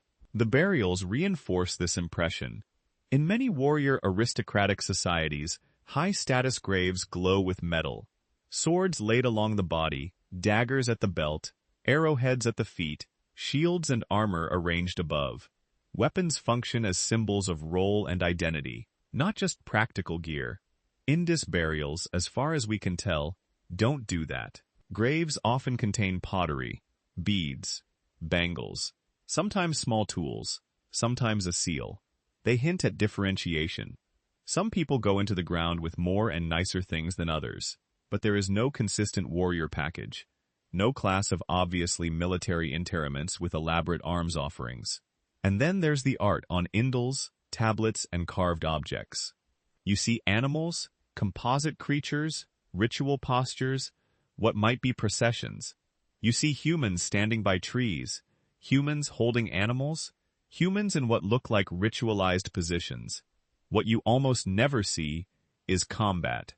There are no clear chariot charges, no kings smiting enemy captives, no line of soldiers with spears, no glorification of battle or victory carved into stone to proclaim for millennia that this ruler defeated that enemy on this date.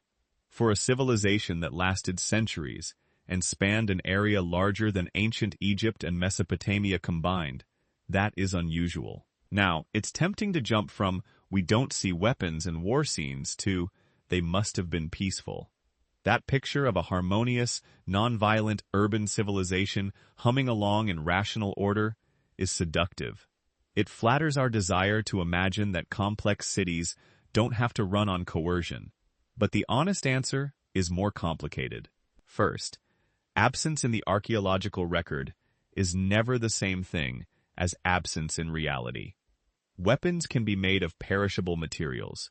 Wood clubs, wicker shields, leather armor, bows whose wooden staves and sinew strings rot away in a few centuries. If the metal parts are small and recyclable, they get melted down and turned into something else. If you don't bury people with their weapons, as a matter of custom, you instantly lose one of the main ways archaeologists detect specialized arms. Tools stay in the settlement debris, get recycled, move from user to user until they break beyond repair. If you don't carve your victories on stone and hang them in permanent public spaces, if your communication runs more through seals, perishable banners, painted rituals, your wars don't leave the same kind of narrative fossils as an Egyptian relief. Second, even in societies where war is frequent, most sharp things are multifunctional. A bronze spear can be for hunting wild cattle as well as for raiding a neighbor. A bow can bring down deer or humans. A fortified gate can keep out floodwater, wild animals, thieves, and organized armies alike. So when we say the Indus world shows fewer obvious weapons, what we really mean is, compared to some neighboring civilizations, the Indus archaeological record gives us fewer unambiguous signs of large, organized, state-centered warfare. Mass graves with trauma from blades and arrows, monumental inscriptions bragging about battles, fortified palaces designed like bunkers. Within those constraints, several explanations live side by side. One is that conflict took different forms. Instead of massive pitched battles between standing armies, power struggles might have taken the shape of raids, ambushes, hostage-taking, and economic strangulation. You don't need 10,000 soldiers in matching helmets to enforce a blockade on someone's trade route. You just need to control a key port or river crossing. Status competitions could have been framed more through control of resources, ritual roles, and access to water than through open war. If your leverage over your rivals rests on who gets to divert a canal or whose seals validate shipments, your tools of dominance are administrative and hydraulic rather than purely military. Violence is still there, but embedded in institutions, not always on the battlefield. Another is simply that we're missing parts of the puzzle. The Indus floodplains are dynamic landscapes. Rivers shift. Cities are buried under meters of silt. Archaeology has sampled only a fraction of all the sites that almost certainly once existed. A massacre layer here, an arsenal there, an inscription with some terrible boasting. These might lie under farmlands, modern towns, or unexcavated mounds. We also know that perishable materials played a huge role in Indus life. Wood, textiles, thatch, leather. If shields, armor, and many weapons were made from those, time would erase them almost completely. Stone and metal bias our view. A third explanation is cultural. Perhaps the Indus elites, whoever they were, did not choose to present themselves publicly as warriors. Their symbols of authority seem to cluster around animals, horns, headdresses, seated postures, and control over water and storage. If power is projected more through, I manage the flows of grain and water, then I crush my enemies. Your iconography reflects that choice. That doesn't mean they disapproved of violence. It means they did not make martial imagery their primary political language in the surviving media we can see. Put those threads together, and you get a cautiously framed claim. The Indus civilization, as far as current evidence shows, did not organize its cities around visible, glorified, large-scale warfare in the way some of its contemporaries did. Weapons existed.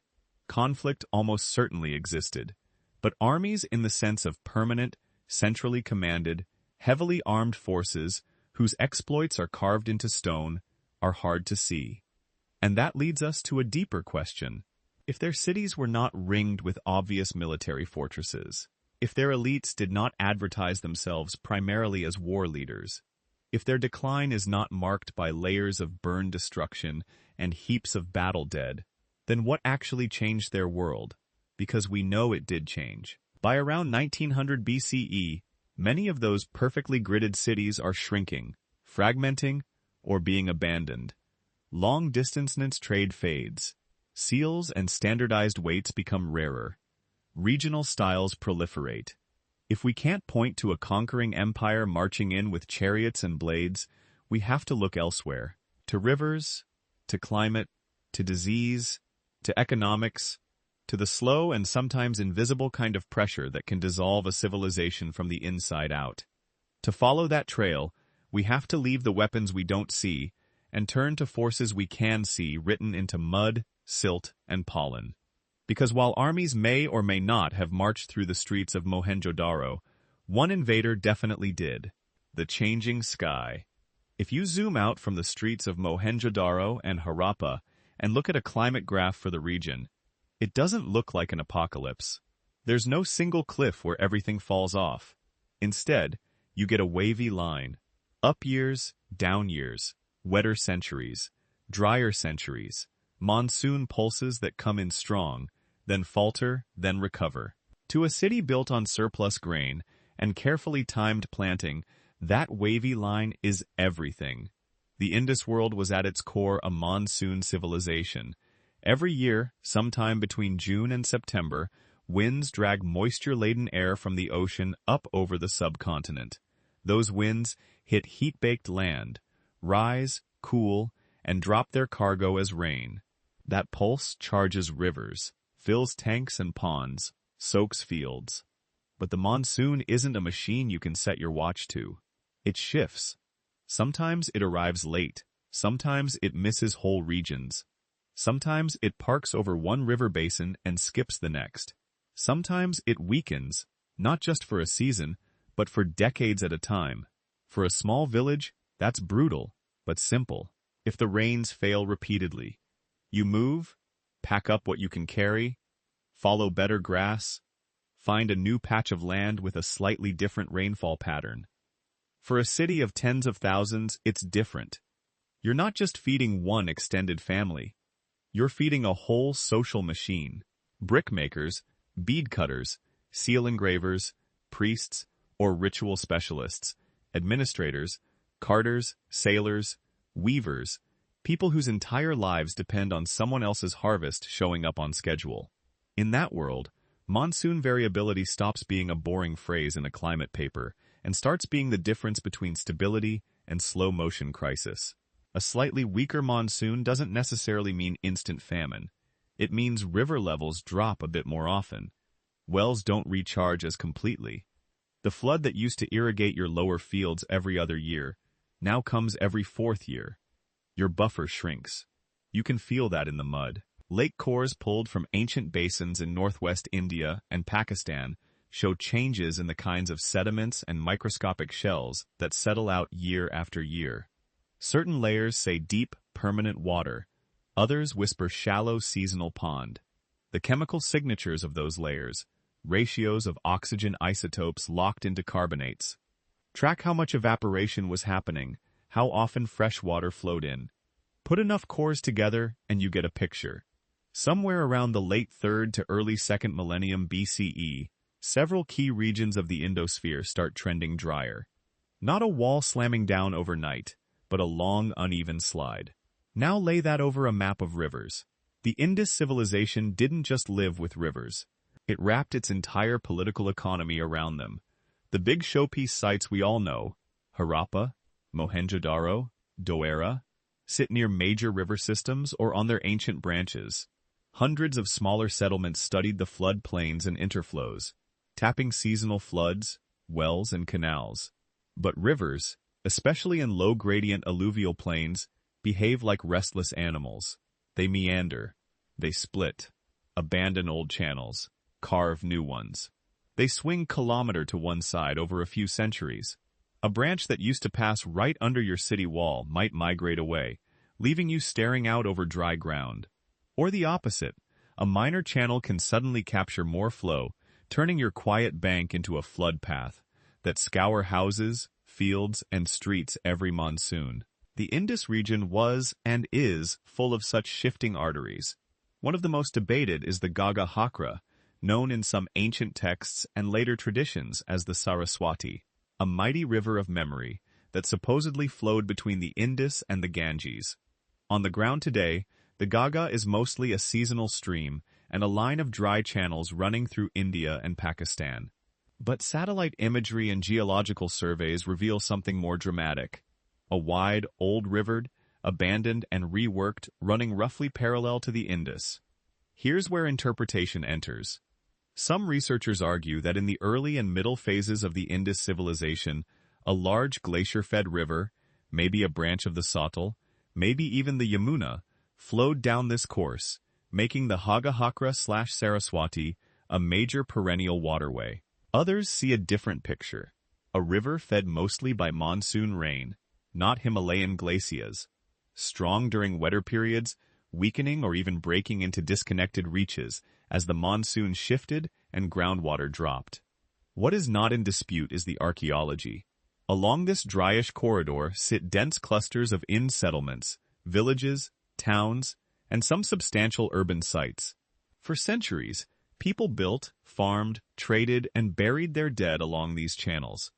Then over time, many of those sites were abandoned or shrank, while settlements along the still vigorous Indus trunk and in the eastern fringes shifted and sometimes grew. The sequence lines up suspiciously well with the environmental signals from lake cores and sediments. As the climate in some parts of the Northwest became more arid and certain rivers lost dependable flow, people appear to have moved, not because they read a climate graph, but because the wells were drying, the floods were failing, and the soil wasn't giving them what it used to. Imagine you're an official, whatever that meant in Indust. Your job, in part, is to make sure grain comes into temples, to granaries, to storms. That grain feeds city laborers, supports craft specialists, keeps trading voyages supplied, maybe funds rituals and public works. You probably don't tax in the way a modern state does with written lists and receipts we can read. But the very existence of standardized weights, measures, and seals tells us something like a redistribution system was in place. Now, year after year, the caravans from one sector start arriving a little lighter. Not empty, just under. Some jars that used to come full of barley are half filled. Some villages send fewer loads than before. People have excuses. The canal silted up. The flood failed. The well never refilled after last year's drought. You can flex for a while, dip into reserves, relax demands, shift shipments from better water districts to cover the gaps. But the climate doesn't care about your accounting. If monsoon patterns keep drifting, if that river branch that fed 100 villages has migrated away, if rainfall bands have nudged a bit east or a bit south, then a local shortfall can turn into a structural problem. The places you were depending on a surplus zone simply aren't surplus anymore. This is where rivers and monsoon lines tie into social fabric. When food security frays, so does everything built on top of it. Craft production slows, because feeding a full-time artisan becomes harder to justify when everyone is anxious about grain. Long-distance traders find fewer surplus goods to ship and fewer safe harbors of trust and credit to rely on. People in marginal neighborhoods may decide that, rather than gamble on the next harvest, they'd rather try their luck closer to more reliable water. Archaeology captures that as a pattern of shrinking and shifting.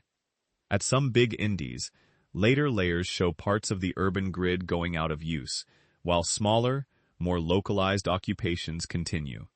In other regions, new clusters of smaller settlements appear further east and south, toward the upper Gaines Plain, toward areas where the monsoon was still generous.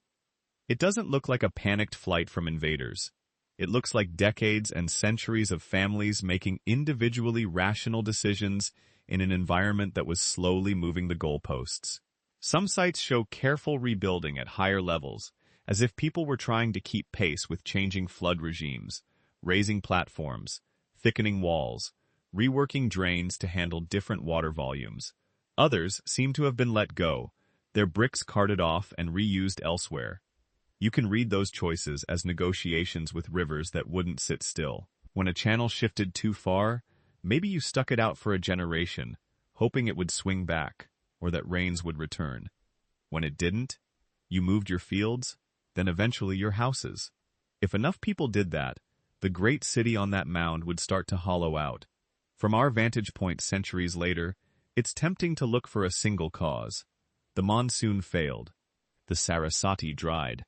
The climate collapsed, but the evidence on the ground resists slogans. Lake and marsh cores point to regionally varied trends. Some zones dried, others may have stayed relatively wet or even gotten slightly wetter. River sediments record channel migrations and avulsions that don't all line up neatly on one date. Settlement data shows staggered patterns of contraction and relocation, not a synchronized crash. What ties it together is not one big event, but the accumulation of stress. In a civilization so deeply tuned to seasonal water, its bricks, its fields, its weights and measures, its very street plans aimed at taming and channeling flow, even modest but persistent shifts in that flow would ripple through everything. At first, those ripples are invisible in the record. Few bad years, a well dug deeper, a new canal cut. But as they compound, They start tugging at the very systems that made the inner cities feel so eerily organized. The redistribution of grain, the confidence that standardized measures actually meant something, the ability of central places to promise stability in exchange for loyalty and labor. Under that kind of environmental pressure, conflict doesn't have to show up as armies at the gate.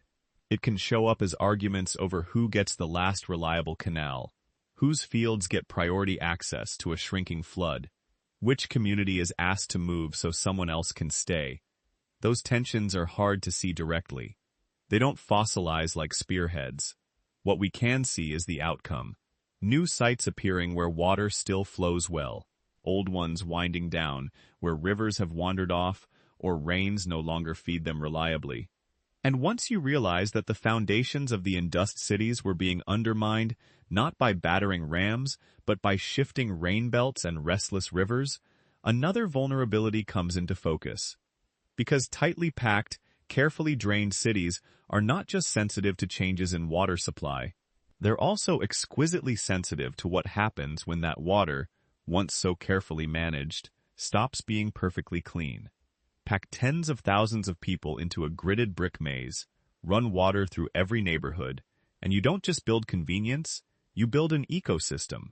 We tend to look at Mohenjo-Daro's drains and wells and bathing platforms as evidence of good hygiene, almost proto-modern sanitation.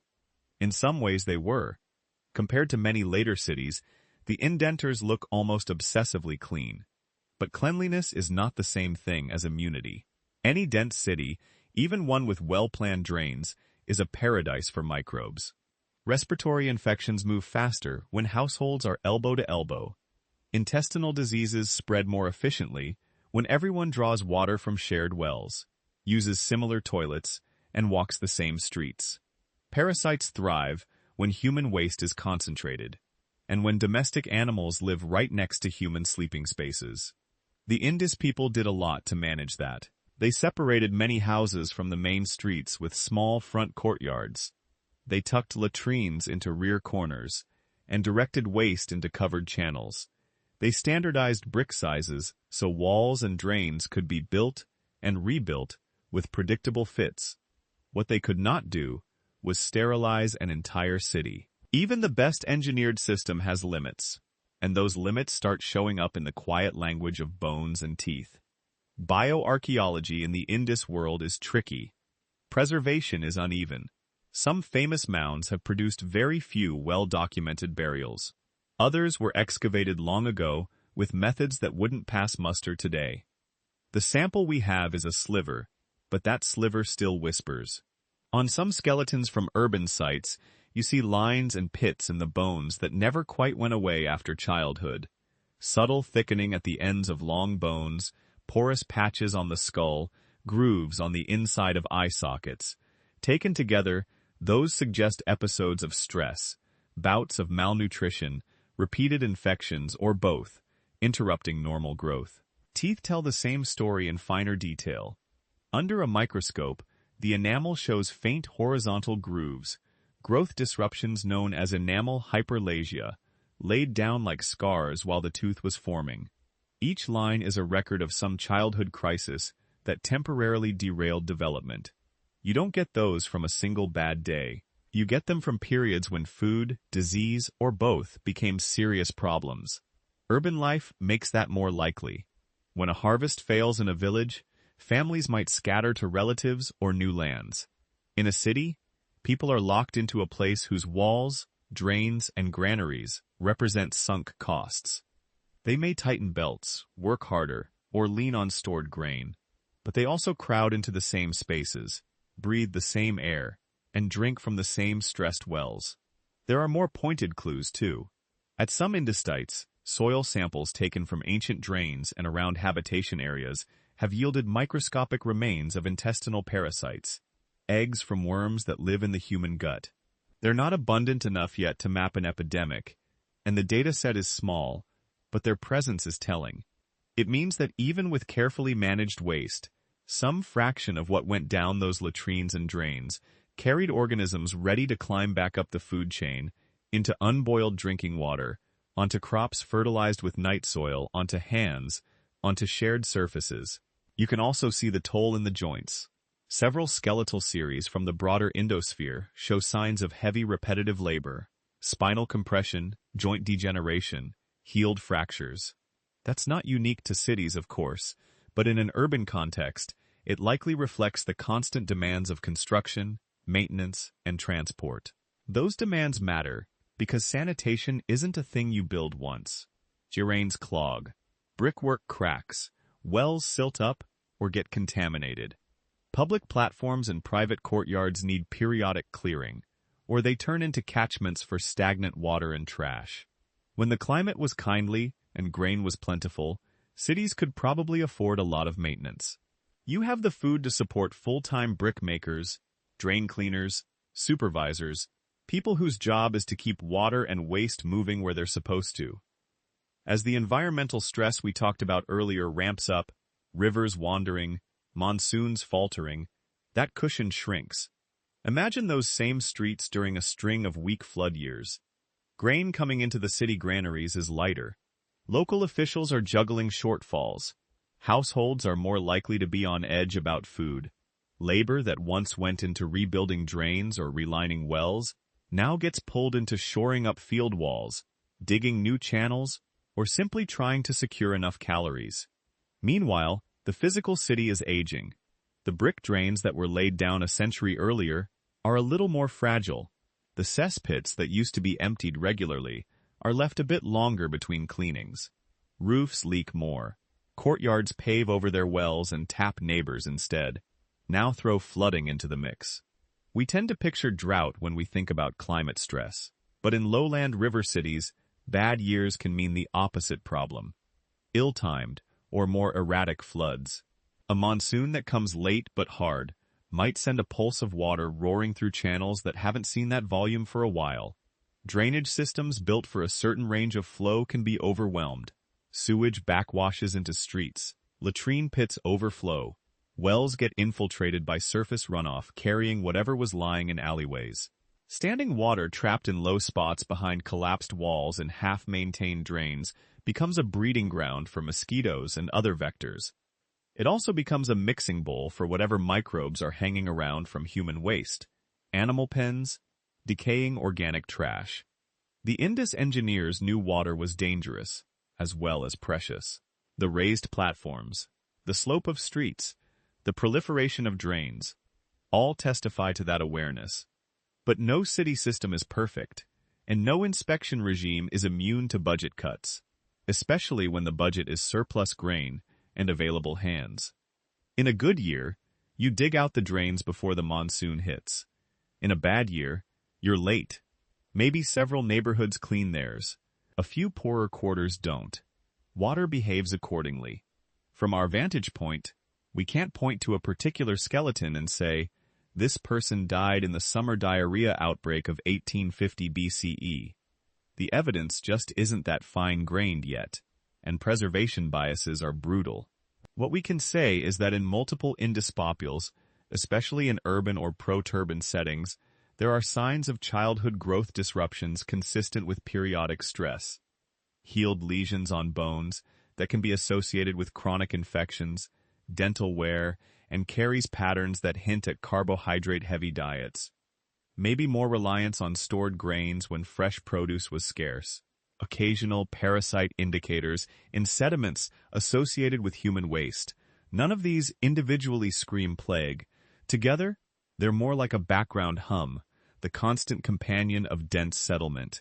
And that's where fragility creeps in, not as a single deadly epidemic, but as a rising baseline of vulnerability. Think about the compounding effects. A slightly weaker monsoon means more irregular grain supplies.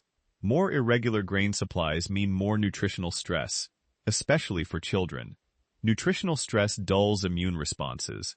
A city whose inhabitants are marginally underfed for a few seasons in a row is a city where ordinary gastrointestinal bugs can become killers. Now layer in maintenance fatigue. As climate and economic pressures bite, the workforce available for public work shrinks, or is redirected. The drains don't get quite the same attention. Wells aren't monitored as diligently. Small problems, hairline cracks, minor blockages, shallow pools, multiply. Each of those is a tiny increase in disease risk. Each outbreak, even if it doesn't leave a dramatic archaeological fingerprint, chips away at the energy of the population. Fewer healthy adults means less labor for the harvest, for transport, for rebuilding, which in turn makes it harder to keep the systems running that prevent the next outbreak. That kind of feedback loop doesn't produce Hollywood-style collapse. It produces sag, a city that slowly loses its edge. Workshops missing a generation of skilled hands because childhood illness cold or stunted them. Neighborhoods where families quietly move out after a bad run of fevers. Administrators who find themselves firefighting constantly, rerouting supplies, organizing repairs after another inconvenient flood, rather than planning grand new projects. From the outside, centuries later, what we see is patchy. Some streets in late phases of Mohenjo-daro look less carefully maintained than earlier ones. Certain areas seem to have been abandoned, while others were still occupied. In some city layers, you find more hasty repairs. Clutter construction plugged into once elegant layouts. Is that proof of sanitation failure and disease spirals? No. Too many other factors are in play, and the sample is too small to treat any single pattern as decisive. But when you place those hints alongside what we know about how dense pre-modern cities behave in general, a plausible picture emerges. Indus urban life operating close to the edge of what its water and waste systems could handle, and gradually slipping over that edge as environmental and economic conditions eroded the margins. The irony is sharp. The very things that made these cities feel so advanced, the standardized bricks, the aligned streets, the carefully channeled water, also meant they were highly tuned systems. Highly tuned systems perform beautifully within their design envelope. They also tend to fail, not with a single snap, but with a series of small compounding misalignments. A maintenance budget shaved here, a drain left uncleared there. 3 weak monsoons in a row. A particularly nasty season of gut infections among already stressed children. Over decades, those misalignments can nudge people toward different choices. To move to smaller, less tightly packed settlements. To seek out places where wells are shallower and floods more predictable. To rely less on giant brick machines and more on flexible, low-density living. When you line up the clues from climate cores, to river shifts, to the quiet testimony of bones, it becomes harder to see the fall of the inner cities as a mystery disaster. It starts to look more like a long conversation between water, microbes, bricks, and human bodies. A conversation in which the answers didn't come all at once, but in the gradual redirection of labor, trade, and trust, away from the giant, carefully drained mounds, and towards something else. To see what that something else might have looked like. We have to follow the money, or at least the goods, because as the health and maintenance burden of the big cities grew, the economic web that fed them was changing too. If you zoomed out over the Indus world at its height, it wouldn't look like a handful of isolated city-states. It would look like circuitry. Big urban nodes, Mohenjo-daro, Harappa, Doe Vera, Rakiari, glowing where tens of thousands lived and worked. Smaller towns and villages scattered around them, each plugged into the grid. Raw materials flowing in, finished goods flowing out. Ideas, styles, and standards humming along the lines. That circuitry depended on one simple rule: predictability. Not perfection, not abundance every year. Just enough regularity that a potter in one town could count on getting the same fine clay from the same area most seasons. That a brickmaker could assume the usual fuel would arrive from the countryside. That a weaver could expect metal tools from some workshop hundreds of kilometers away. And that the workshop could expect copper ore from an even more distant mine. Urban life is specialization held together by trust in the future. If you make beads for a living, you're not growing all your own grain, cutting all your own firewood, or digging your own copper. You're trusting that other people in other places will keep doing their part. So, what happens when that trust starts to fray? Archaeologists can't watch the moment a caravan fails to arrive or a contract goes bad. But we can see the fingerprints of disruption in the things people left behind. One of the clearest is in the materials themselves. In earlier urban phases, In-disc look like the output of a finely tuned system. Stearite beads, those little white or gray soapstone cylinders, are carefully drilled and fired into a hard, almost glassy state. The lengths and diameters are so consistent that some sets practically function as measurement units. Standardized weights show up across widely separated sites, following the same underlying ratio system. Seals carved from specific stones, with a familiar repertoire of animal motifs and symbol clusters pop up from the coast to the foothills. Even the bricks we talked about earlier fit a consistent proportion rule. The famous 1:24 ratio. That level of standardization doesn't happen by accident. It's the mark of stable training traditions, shared specifications, and reliable supply chains. Later on, the tune changes in several regions. The bricks drift away from that 1 to 2 to 4 ideal. You start seeing blocks with different proportions or mixed sizes on the same site. Some weights deviate from earlier norms. The once-type metrology system loosens. Bead production shifts too. The most technically demanding types, like the long, slender carnelian beads that required multiple heating and drilling stages, become rarer in some late contexts. Simpler forms or beads made from easier-to-work stones show up instead. You can read that in a few different ways. Maybe the old masters died with fewer apprentices. Maybe communities no longer had the spare grain to support full-time specialists. Maybe the raw materials, specific stones from specific hills or high-quality timber for kills, weren't coming through in the same way. Whatever the mix of causes, the pattern is consistent with strain in the network. Think about shell. Early on, Indus artisans were importing marine shells from the Makran coast and Gujarat hundreds of kilometers away, and turning them into beautifully standardized bangles and inlays. Those shells needed to travel inland, along routes that also carried fish, salt, bitumen, maybe even ideas about ritual and status.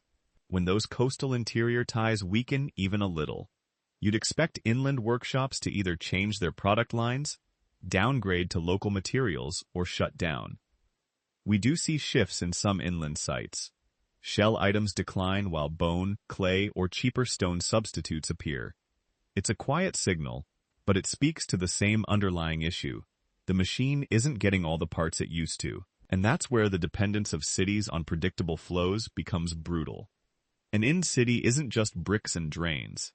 It's a constant choreography of movement. Grain coming in from fields and villages to feed non-farm labor, firewood and dung, fuels coming into power kilns, hearths, metal-working furnaces, raw stone and ore coming in to feed bead makers, smiths, and seal carvers, finished goods going out to pay farmers to trade with distant regions to sustain the prestige of whoever is orchestrating all this. Remove or destabilize any major stream in that choreography, and the whole rhythm changes. If grain deliveries become erratic, because monsoons are fickle, or river channels have shifted, something the climate and geomorphology evidence strongly suggest for the late Indus period. Urban households feel it first. The ability to support full-time specialists shrinks. People hedge their bets. Artisans spend more time in fields. Fields get less skilled attention. Overall yields wobble further. If fuel supplies thin out, brick kilns are harder to keep going. That's not just an inconvenience. It means every repair costs more in labor and risk. Why rebuild that collapsed wall with fired bricks when you can patch with mud and scrap? Why maintain those huge platforms when a smaller, cheaper one will do for a reduced population? You see the logic of triage start to creep into the archaeological record.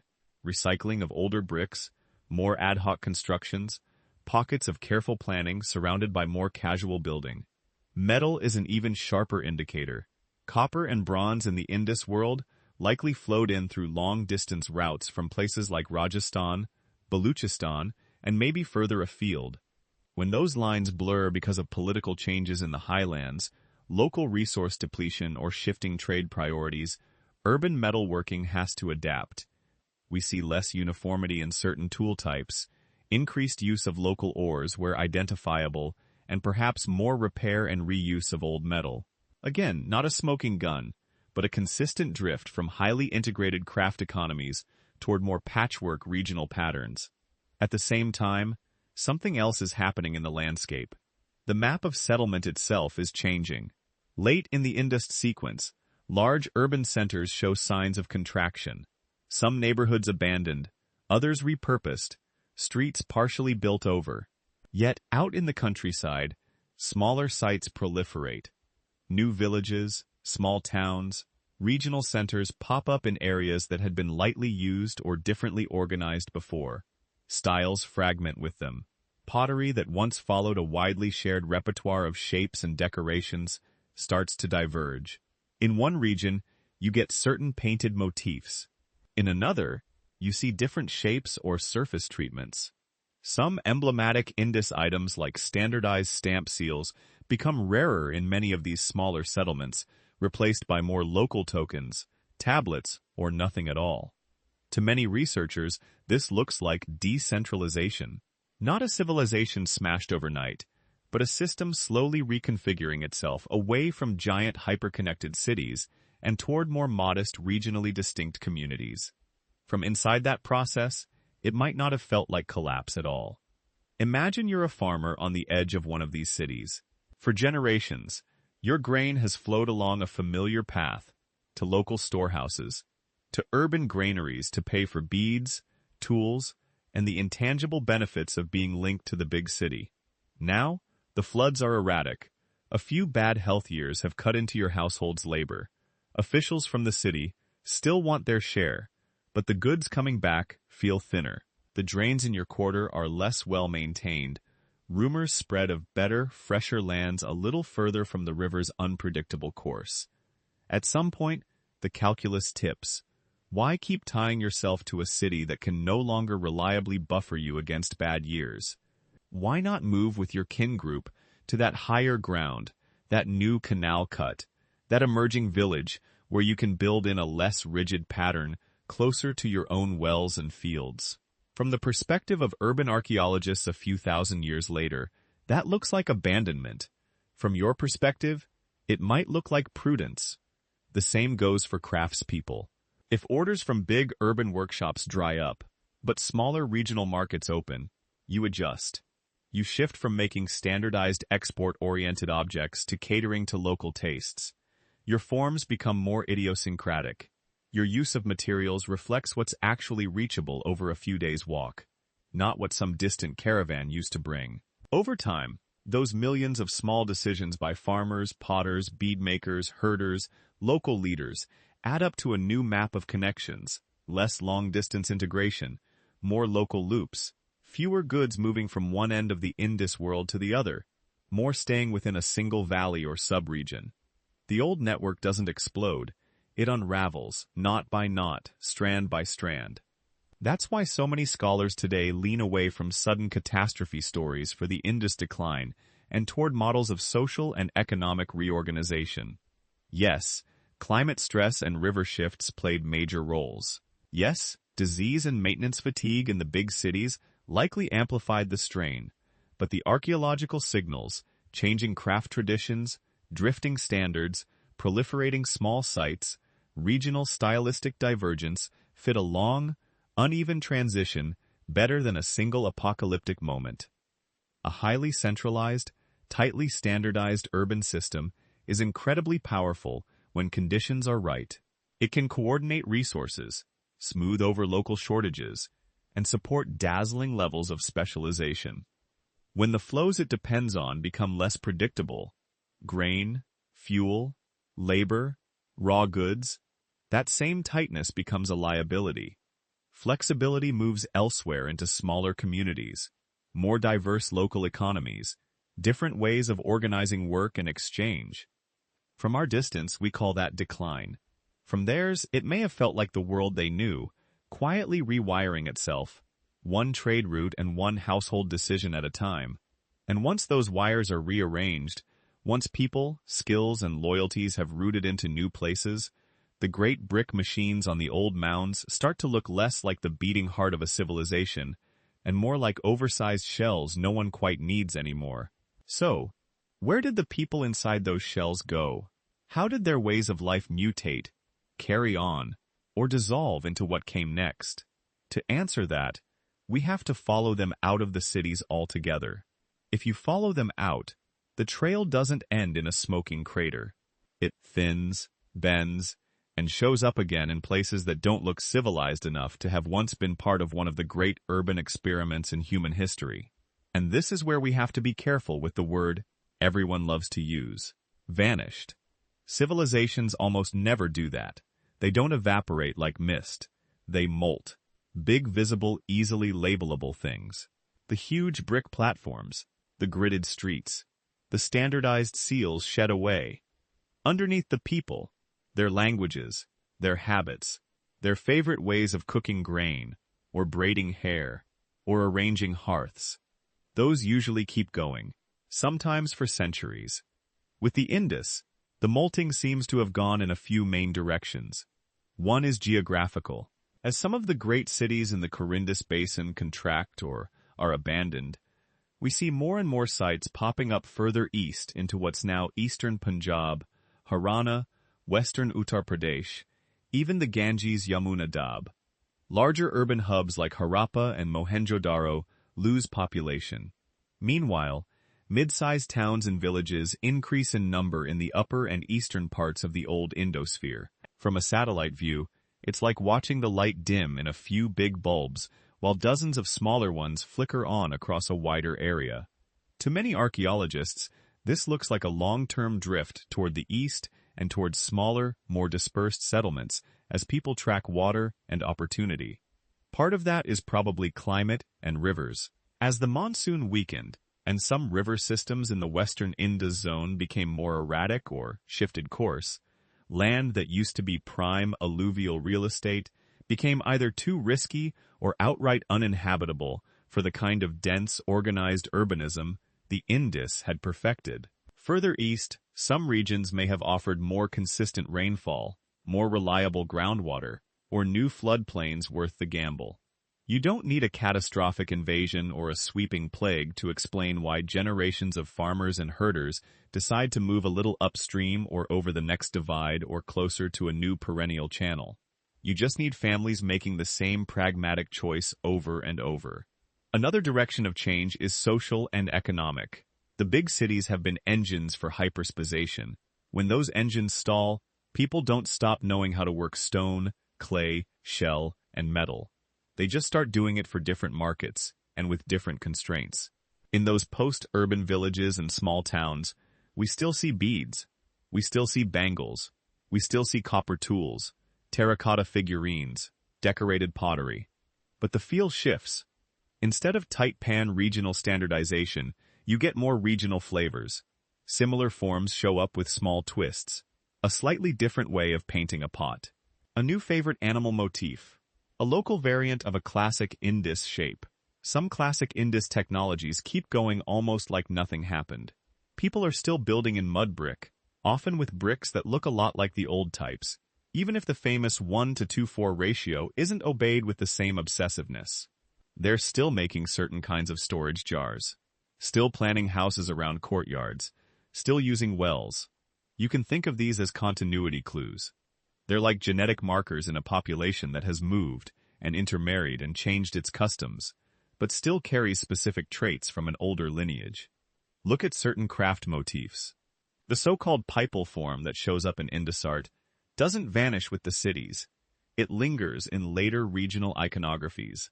Some basic horned or composite animal figures seem to echo forward into later South Asian mythic repertoires. The famous Indus unicorn seal animal might not show up in exactly the same form later on, but stylized boins, powerful composite beasts, and specific ways of framing animals in rectangular spaces do. It's not straightforward. 1-1 inheritance we're deep into the realm of interpretation here, but it's enough to make a lot of scholars think in terms of cultural threads, not complete rupture. Even in the realm of technology that feels very urban like weights and measures, there's a long tail. Standardized weights in later South Asian contexts sometimes use size series and ratio schemes that look suspiciously like distant cousins of Indusrology. Whether that's direct inheritance or convergent evolution is debated, but the continuity hypothesis isn't outlandish. And then there are the little things that almost never make it into grand narratives. ways of building hearths, preferred grain crops, specific combinations of wheat and barley, the use of certain millets, the continued presence of zebu cattle, of particular sheep and goat morphologies, of water management features tuned to monsoon rhythms. Those mundane agricultural household details show a lot of inertia across the supposed line between Indus and post-Indus. So, if much of the population didn't die in some massive catastrophe, and if a lot of their practices quietly persisted, why did so many stories for so long talk about destruction and disappearance? Here's where we hit the contested theories. For much of the 19th and 20th centuries, especially under colonial scholarship, a favorite story went like this. The Indus civilization was overwhelmed by invading Indo-Aryan tribes sweeping down from the northwest, bringing new languages, new gods, and a more dynamic culture that replaced a tired, rigid urban system. The evidence for that dramatic replacement? Initially, not much. A few skeletons in tricky archaeological contexts were overinterpreted as massacre victims. Later Vic texts composed centuries after the Indus urban phase were read as more or less literal historical accounts of violent conquest. The fact that the Indus script wasn't yet deciphered made it easy to project external narratives onto their silence. As excavation techniques improved and radiocarbon dating came online, that clean conquest story started to fray. The timing didn't line up neatly. The decline of major Indus urban centers appears to stretch over several centuries and seems underway before we see clear archaeological signatures associated with later Indo-Aryan material cultures. Many of the small late Indus sites don't show burn layers, mass graves, or widespread destruction horizons. They look more like they were lived in, modified and sometimes gently abandoned, not wiped out. In recent decades, most specialists have moved toward models where the arrival and spread of Indo-Aryan speaking groups is real, but gradual, overlapping with local populations with plenty of interaction, borrowing, and mixture, rather than simple replacement. Language shifts can happen without genocide. Elite groups can impose new ritual systems over older settlement bases. Old city mounds can become sacred places in new cosmologies. People can adopt new deities and chants, while still farming the same fields their great-grandparents did. So instead of a single invasion event explaining everything, researchers now tend to see a whole stack of processes. Climate variability, river reorganization, internal economic stresses, disease landscapes in dense cities, gradual migrations within South Asia, and later waves of incoming groups from the northwest and elsewhere. Some of these processes start before the big cities are fully gone. Others continue long after. This layered view also helps revisit that original paradox. How a civilization that left so few weapons and fortresses could still come to an end. If you imagine the only way a city dies is by being sacked, the lack of spearheads and battle murals is baffling. But if urban decline is mostly about water becoming unreliable, fields salting up, trade routes bending away, disease dynamics shifting, and people recalculating where life feels most secure, then the absence of weapons is exactly what you'd expect. The inner cities might have been relatively peaceful, in the sense of not organizing themselves around warfare, not glorifying conquest in their art, not pouring resources into massive defensive walls. That didn't make them immune to the slow violence of climate change, of river avulsion, of epidemic disease in high-density environments, of economic systems stretched past their adaptive limits. Their end, as far as we can tell, wasn't a single event with trumpets and flames. It was a migration of focus away from a few monumental nodes toward many more modest ones, away from rigid standardization toward regional diversity, away from inscriptions on steatite seals toward other still mostly invisible ways of encoding memory and authority. From a distance of 4,000 years, that ends up looking like disappearance. We look at the massive mounds, see the last major building phases, then layers of silt and scattered later huts, and we say they vanished. But if you follow the potards, the bricks, the wells, the cereals, the cattle, if you track the motifs, the patterns of settlement, the stubborn cling of certain technologies, a different sentence emerges. The cities ended. the civilization changed address. People carried pieces of Indus life into new landscapes, mixed them with incoming ideas, and over many generations turned them into something we label with different names. Painted greyware cultures, early Vedic communities, the seeds of later North Indian states. The vanishing is partly an illusion, created by where we choose to look and what we choose to count as civilization. We count seals and great baths and gridded streets, and when those go quiet, we write collapse. We rarely count the continuity sitting in village layouts, in irrigation tricks, in craft lineages, in ritual gestures that no text ever bothered to describe. To really understand what happened after the last great drains of Mohenjo-daro clogged and cracked, we have to expand that definition, because the lessons of the Indus aren't only about how you build perfect cities. They're also about what survives after the bricks stop being laid in straight lines. So what do we actually walk away with from these perfect cities?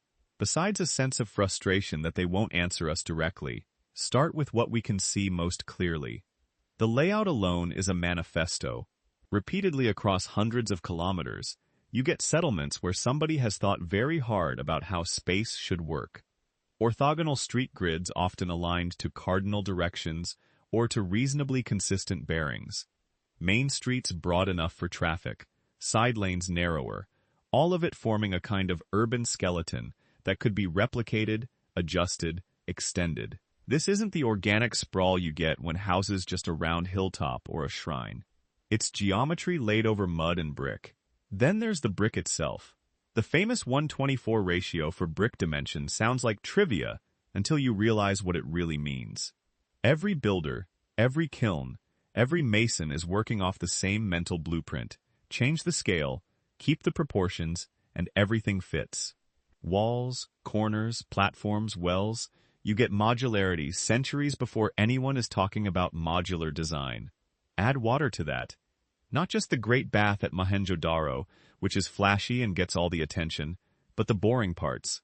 Street-side drains, soak pits, inspection covers, graded lanes that slope so water actually goes somewhere rather than just sitting and rotting.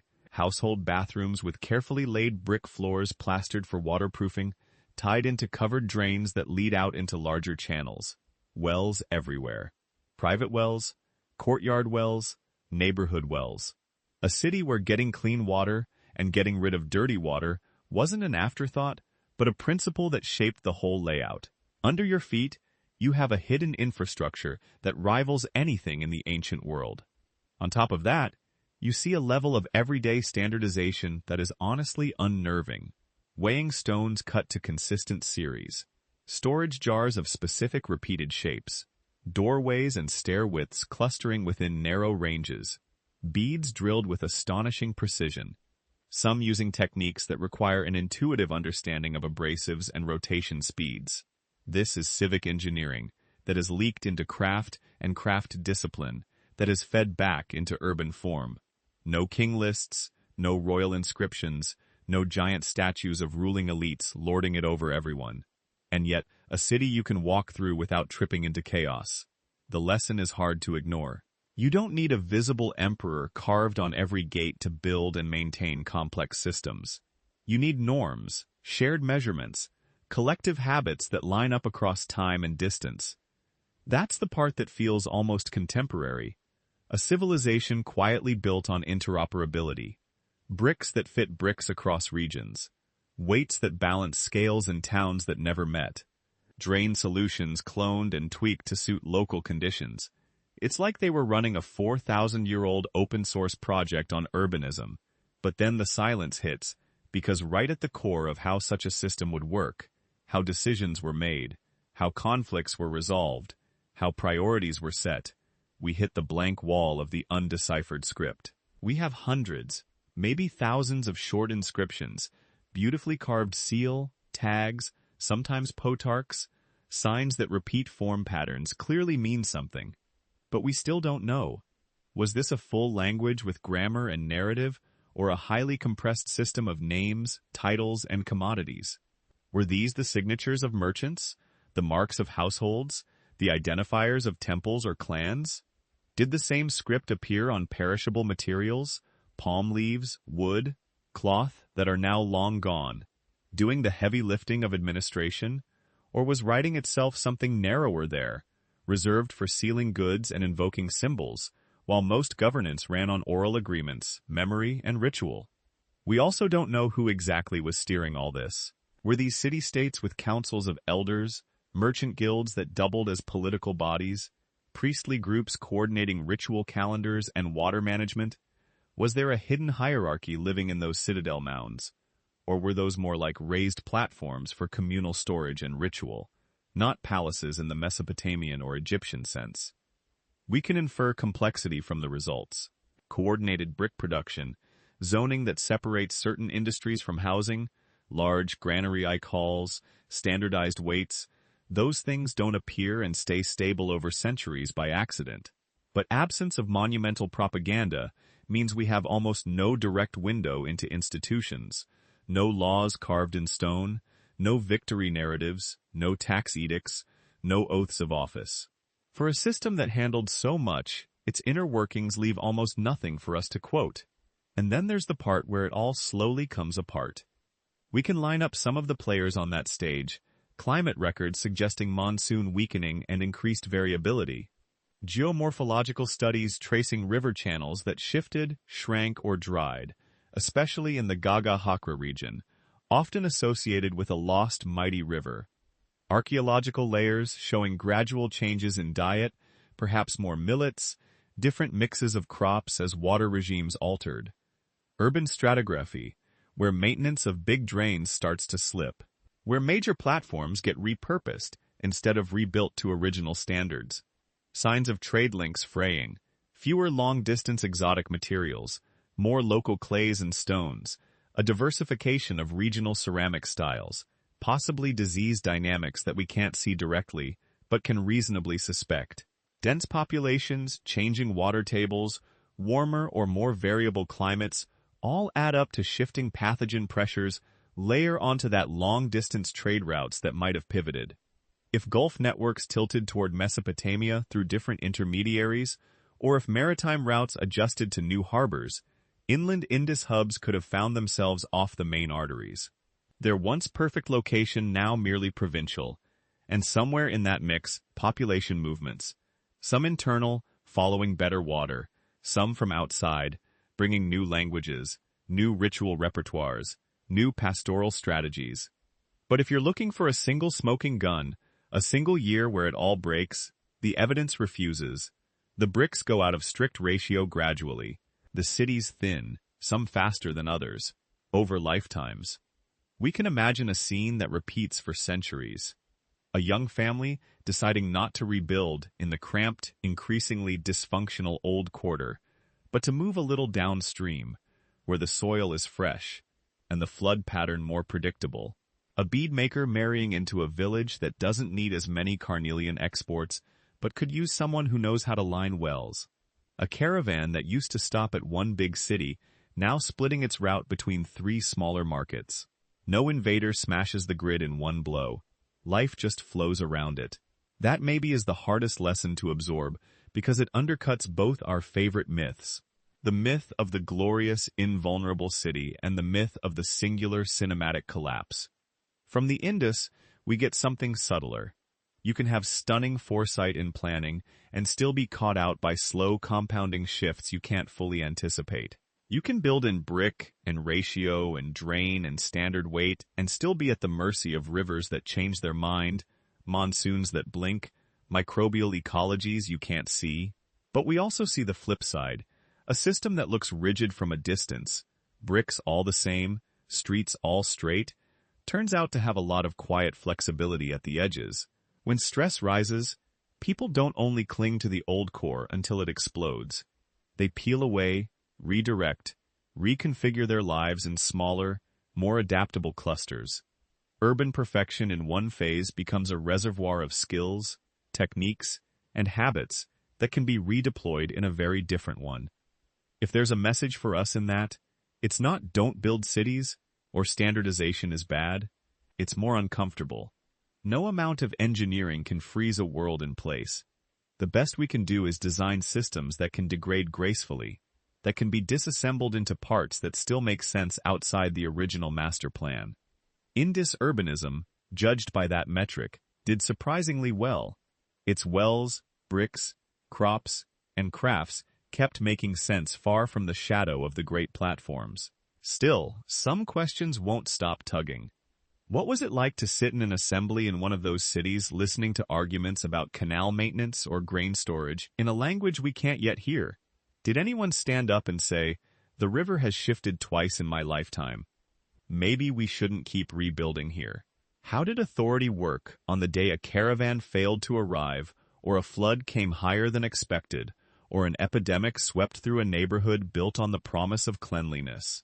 Did they tell stories about their own origins, their own first city, their own perfect builder? Stories that might still echo faintly in later myths we now read, with no idea of their real age. We're left with a civilization that solves certain problems so elegantly that its ruins feel strangely modern, and yet kept its voice locked in a script we still can't read. Maybe that's why the inn's people's heads. It shows us that it's possible to run dense, complex cities without turning them into shrines to kings and conquest. It shows us that collapse can look up close, like a series of reasonable decisions made by ordinary families under changing conditions. And it forces us to ask very quietly, which parts of our own world are we over-rusting because they look so well planned? Which of our grids and systems feel permanent, but are really just temporarily well-aligned with a climate, a trade pattern, a disease environment? If an archaeologist 4,000 years from now dug through our layers, what would they see as our perfect city moment, and what would they misread as a sudden vanishing that was really a long, messy molting? So, I'm curious what you see in the end story. Do you think we're missing a big piece? A political revolution? A pandemic? A technological shift we haven't yet found? Or does the slow multi-core unraveling make more sense to you? If you've got a theory about how these cities worked, why they changed, or what their quiet engineering says about us, drop it in the comments. Because until we can finally read their script, we're all in a way co-writing the story of a civilization that built near-perfect cities and then walked away. So, let's leave them there for a moment. Not in the instant of collapse, not at some imaginary last council meeting where everyone sighs and blows out the lamps, but in the long twilight that cities rarely get credit for. The grid is still under your feet. Streets still meet at right angles. Drains still hug their edges. Some clogged, some still catching runoff when it rains. Wells still descend into cool darkness, their brick rings spiraling down like a calm, engineered thought. Workshops have quieted, but a few kills probably limped along long after the peak. A bead gets dropped in a lane, rolls into a crack, waits 3,500 years to be seen again. And the seals, those little carved stones and fancy tablets, animals in strange compact poses, lines of signs that look like they're just on the verge of saying something you can almost understand. Their owners are gone. The goods they certified have rotted. The contracts, if that's what they were, have all expired. But the seals themselves sit in the dust and the fill and the collapsed rooms, still crisp, still sealed off from us by that unbroken code. In the end, that might be the most fitting image for the Indus. A civilization that built cities so meticulously that the ghost of the plan outlived the reasons for building it, and left behind its own passwords without leaving anyone to tell us how to log in. The drains keep their shape longer than the stories about why cleanliness mattered so much. The bricks keep their ratio long after the last inspector stopped checking. The seals keep their silence when the language that once surrounded them has shredded into a 100 descendant myths that no one can quite trace. And we, thousands of years later, walk through those remains in our heads. We picture their markets, their arguments, their flood seasons, their evening conversations on flat rooftops. We imagine the moment when someone brushed dust off a newly fired brick, checked its proportions with a practiced eye, and nodded. There's something strangely comforting in the idea that careful work can outlast its makers. There's something unsettling in knowing that meaning doesn't always travel with the things that survive. If you've stayed with this story all the way to the end, you're part of a tiny modern echo of that old network. Scattered people connected by shared curiosity instead of caravan routes. So, if you found yourself thinking about your own city, or about how we build and unbuild our worlds, take a second to tap like, subscribe to the channel, and leave a comment. Not just any comment. Tell me where you're listening from, and what time it is there right now. Is it late at night in a quiet apartment? Early morning on a commute? Midnight with the lights off and your phone glowing like a tiny hearth?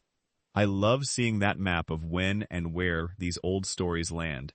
If this kind of deep time mystery is your thing, and you want to wander even further back than the Indus, I've put a lot of these prehistoric threads together in a book about the strange forgotten bottlenecks and turning points that shaped our species long before the first brick was laid in Harappa. It's all about those moments when a few thousand or a few hundred, or maybe just a handful of people, made it through crises that should have ended everything, leaving quiet fingerprints in our DNA and in the scattered stone tools we dig up today.